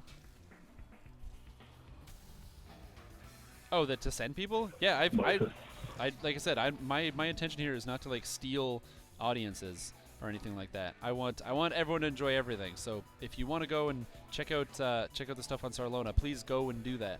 Obviously, I have my stream here, and it is amazing. But I will be done shortly, and if you're still looking for Halloween activities, that is a good place to check out. But yeah, I gotta support other people creating cool events. Like I said, I'm an asshole who plays video games, but I care about those video games, man. I care about those video games, man. Man. Also, these overalls, I'm gonna be honest, I've never worn overalls before. This is the first time I've ever worn overalls. It's really strange. Overall strange. Waluigi. I think that's what he sounds like anyway. Some of you might be wondering, Strimtime, why are you Waluigi for Halloween? Why aren't you Luigi or Mario or Wario? There's a couple reasons actually for this. No one's actually asked me that question, but I'm going to answer it anyway. There's a couple reasons for why I'm Waluigi. Reason number one, Waluigi needs some love, okay? So consider Waluigi. So you're Mario. Where do you come from? Well, you come from the game Super Mario Brothers. Ah, stupid lag wall. There's a lag wall here. I can't get to the quest. Consider Mario. Mario, whoa, hey. I fell through the floor. Uh-oh. Alright, I'm going to let this area load for a bit. But consider in Super Mario, you know, Mario comes from Super Mario. Everybody knows about that. You all played your Mario 64 and your Mario 75 and your Mario 3D or whatever. Everyone's played those.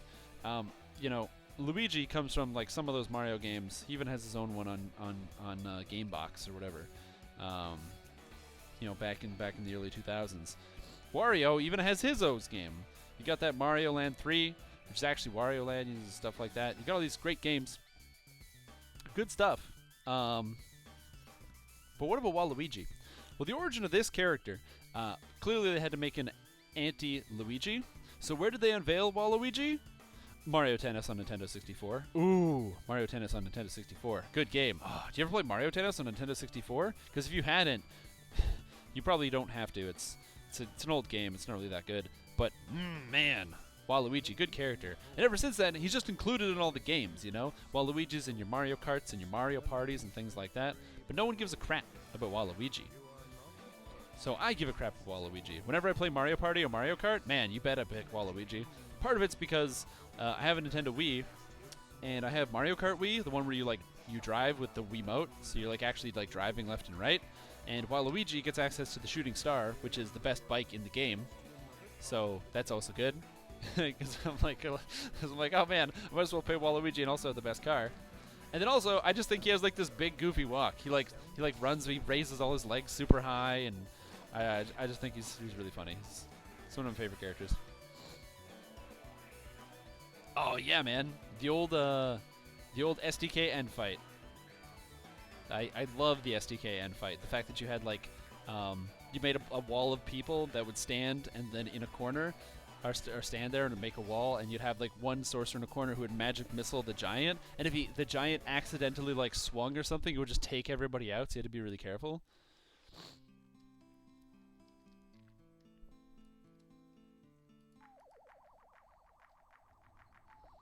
Did we do this already? Damn it. Do this. Expect my memes license the mails from I revoked it for the You revoked it for the failed use of memes. Oh my god. Yeah, man. So that's why I went as Waluigi this year. Like holding shift the shield in doorways. Yeah. Also, holding shift. A lot of people don't know this. You can actually hold shift to block. This is a pro tip for especially newer players. So, you can hold shift to block. Now, obviously that might seem intuitive, but it's something that you might forget a lot, especially if you don't play a character with a shield. Also, if you don't have a shield, boom, hold down shift. It's going to block with both your weapons. I changed it. I don't use shift. I use the alt key, but whatever. Hold down the block key, you're going to block. The default is shift. What does it do? It reduces the amount of damage you take by a flat amount, so it gives you a blocking damage reduction. Shields have a certain blocking damage reduction that gets better as you get a better shield. But more importantly, there are blocking effects. So, for example, you can get out of Unyielding Sentinel, you can get block energy, while blocking, you absorb 30% of elemental energy. Very, very powerful. So even without a shield, it just says while blocking, you're going to absorb 30% of the elemental damage you take. 30% is nothing to scoff at. If you take a hit like Hellball from the Rakshasa at the end of Legendary Shroud, that guy hits for about 1400 damage. Reducing that by 30% saves your life in that quest. So it is very good. As well, more or even more so than just that, it works in situations where you wouldn't expect it. You can. It is a little bit of a bug.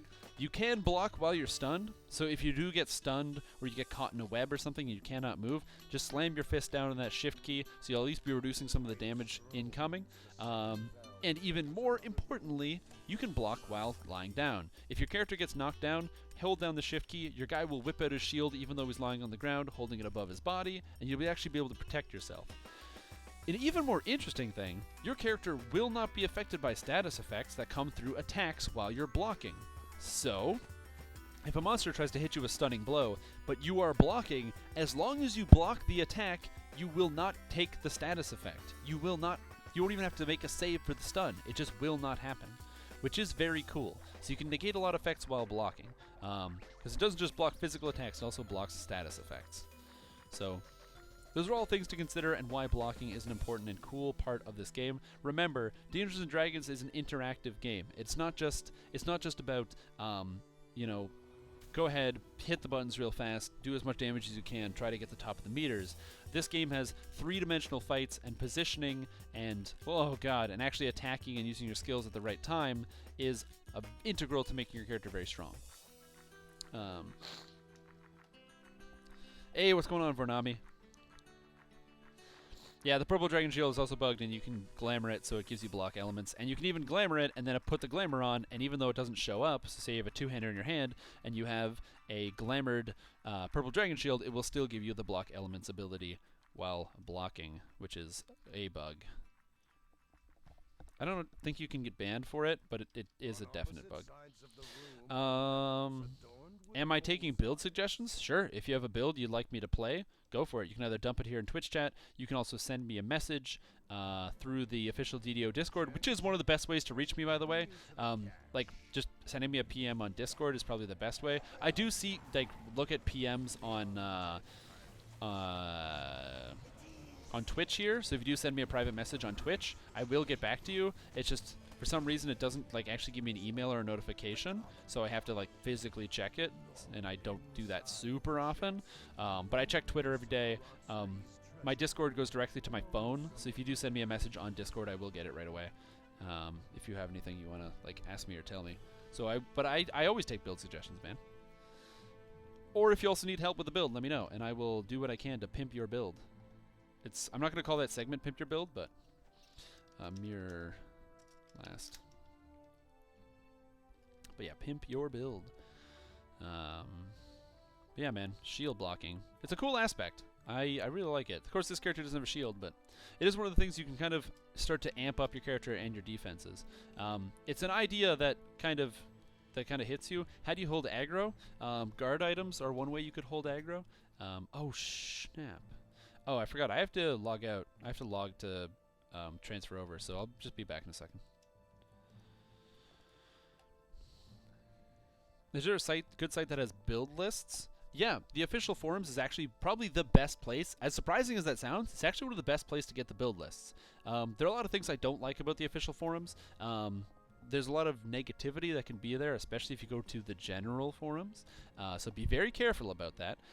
But in each of the individual class forums, there's a lot of really good builds. In fact, if you would like to try out some builds from your own creator, Strimstream, I highly recommend, if you want to play Archer, I have a fantastic Ranger build. This is a free-to-play build.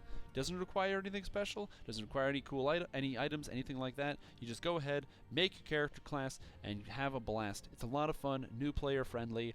And when I say new player friendly, I mean completely free to play. Doesn't require any items, doesn't require any pay to play stats, and I have it designed even all the way for a fresh 28-point build character. Well, everybody left. Red box it. Cool, sounds good, man. Yeah, let me skip this one. I'll have to red box it too. Yeah, that's a good song. mirror. And in the event that you say you're playing that build, and you're like, man, I really like this build that Strimtom wrote. Strimtom wrote this really cool build, and I really like it, and I had a lot of fun. Strimtom, do you have any other really cool builds that I might really like? You know what? I actually do. Right now, you're listening to some fantastic music. Do you hear that? Ooh, that's good. That's some crazy ass guitar slinging action going on in the background right here. Good music. Well, guess what? That music comes from a game called Mega Man X. I happen to write another guide for Artificer, how to play Mega Man X Artificer. Play an Artificer that plays just like Mega Man X.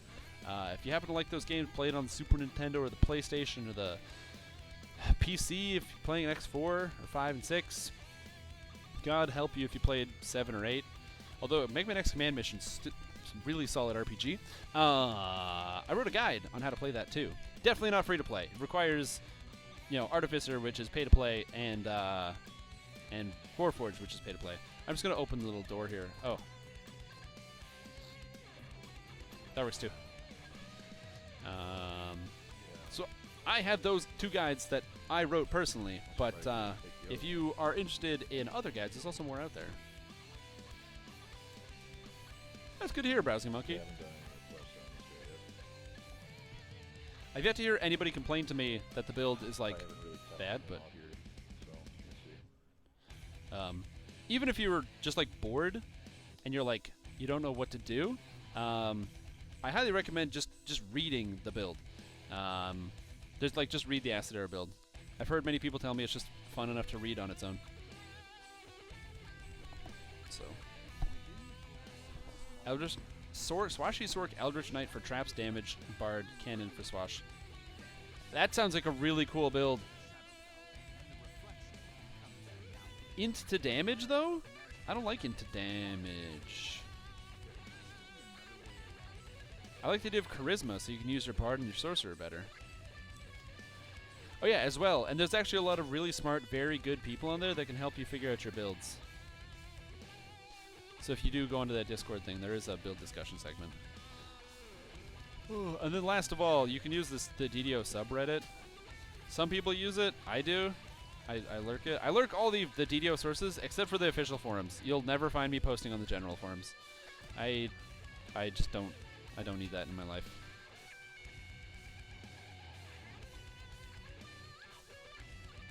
You become the best at everything? Damn. Recommendation for trying your first Artificer? Dude, you don't need a recommendation. Just equip the crossbow. You'll be fine. No. What the heck? Die, Shader Kai Assassin. Yeah, if you want to try out your first Artificer build, just equip a crossbow. You'll be fine. As long as you equip a repeating crossbow and you just play with it, max out your intelligence. If you have access to the Harper Agent tree, take intelligence to hit out of the Harper Agent tree, take intelligence to damage as the spell, Insightful Damage, and just play it. Yeah, if you're trying your first Artie and you've never played it before, yeah, just try it with just pure Artificer. The more Artificer levels you have, the harder your rune arms scale, and your rune arms really are one of the bread and butter things that make Artificer its own unique class. Because the damage increases, it's very easy to pick up a lot of spell power, especially with the Pensophic Circlet, that sort of thing. And as long as you have the appropriate spell power for your rune arm, those things are going to hit 2 or 3 trucks. Hey man, we're linking that guide too many times. We can't spam the chat with guides. I'm already doing that. Teamwork, guys. So, not to say that multi-classing isn't good. Absolutely. If you play as a rogue artificer, so 15 artificer, 5 rogue, it will be extremely strong. The top of the rogue mechanic tree is very, very good, with artificer giving you a lot of really good options with that. However, I will say that playing as a pure artificer is a lot of fun on its own, just because of the very cool synergies you can actually get access to. When I say cool synergies, I'm talking about things, like I said, explicitly the rune arms. Rune arms give a lot of versatility to your character, allowing you to bypass damage reduction using magic, allowing you to deal deal supplementary damage because it's purely supplementary. Rune arms, while they do have a cooldown, they don't actually interrupt your attack animations in any capacity, meaning that as long as you're using a rune arm, you can fire your crossbow at full speed while using your rune arm. Super cool. It takes a bit of practice to get used to, but it does a crazy amount of damage. Alternatively, if you don't want to play a crossbow build, but you do want to play Artificer, I recommend Arcanotech. It's crazy good right now. Arcanotech gets like +6 to evocation DCs for no reason, so.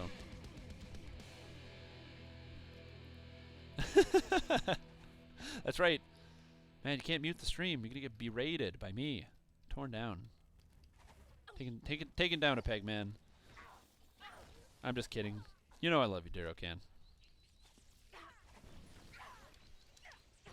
Gotta kill this guy. Cool. It was good having you, Andy Josh Hall. I still don't know what to call you, man. I'm just gonna say Andy Josh Hall every single time. That boss is like my favorite boss in the game because it takes forever.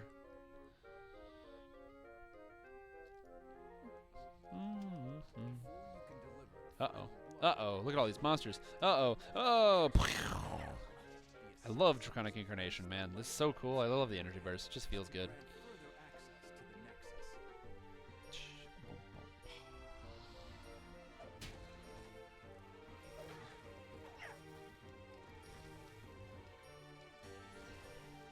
Yeah. Oh, man. But yeah. This quest is actually one of my favorite quests in the entire game. This one here that we're doing. Is he right here? Yeah, he's right here. This quest is like one of my favorite quests in the entire game, and the reason for it is because I didn't actually talk about this quest at all. I'd like farmed this quest so many times, it's almost like... No, don't walk away. Yeah, hit him for 2,000 damage. This quest is one of my favorite quests for the very specific reason that it's a kind of quest with a very unique mechanic. There's a light world and a dark world. You don't notice it, but I have this mirror here. By using the mirror, it allows me to flip between the dark world, where there's like shadows and stuff like that, and it looks all terrifying and horrifying, and I can use it to look through the mirror and essentially go into the light world. There's another game that used a very similar mechanic. It's called The Legend of Zelda Link to the Past, with a mirror that lets you travel between a light world and a dark world. I've heard it's a pretty good game, actually. A lot of people really like it, and it's kind of a really cool mechanic, kind of where you have to flip in between the worlds to try to make you know, try to get through this situation here. So I really like it. It's very unique and interesting. That's why DDO kind of blows my mind sometimes. Is there's so many quests with so many unique, only one-time used mechanics that they just never use again. It's just good. It's just a cool concept, man.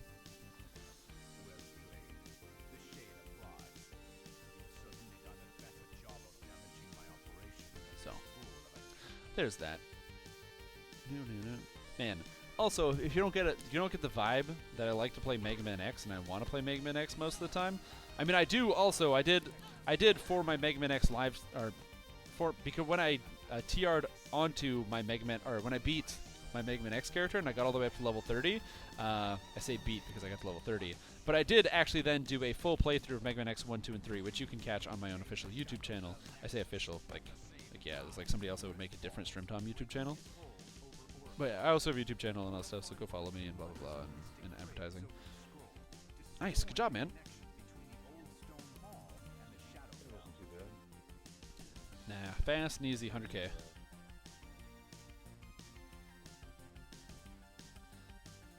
No, man, check that out. There's a link. Oh, it's beautiful. Oh, you guys bring tears to my eyes. Or maybe it's because I'm like tired and staring at a screen and I've been awake since like 5 a.m. I think I'm just gonna do one for now. I gotta finish up this like live stream here that I'm running.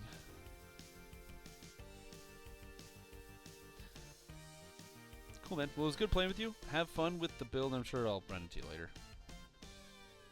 Oh yeah, you will. Take care, man. Bam, leave party. Alrighty, now I'm gonna say something horrible. I'm really sorry, but this is the end of the Strimstream. If you guys had fun today, there was a million links that people posted in chat. Please just go ahead, follow the stream, follow the Twitter. You can subscribe to me on YouTube, but I really post really sparingly, so I don't know if it'd be worth it yet. Oh, God. Thank you guys for watching. If you don't know what to do now, like I said, I highly recommend you to go over and check out Voodoo Spice's event. I should actually have a link to it here, so I'm going to find it while I'm talking. Go ahead and feel free to check that out, because it is a very cool... It is a very cool event, and I think a lot of you guys will like it. Let me put a link to it. Because I'm not... this one.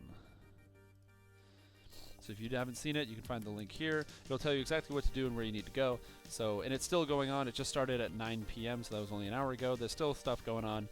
They have the trick-or-treating event, killer costume contest, and a terrifying trivia. So, like I said, feel free to check that and be sure to check that out. Even if you're not high enough level to do all of the events, you'll still be able to check it out and maybe win some prizes and stuff. It's just good fun. It's just Halloween.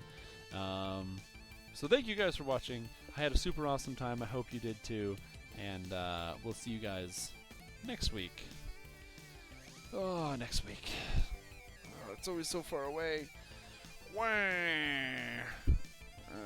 Waluigi. It's a good costume, man. I'm so itchy. Okay.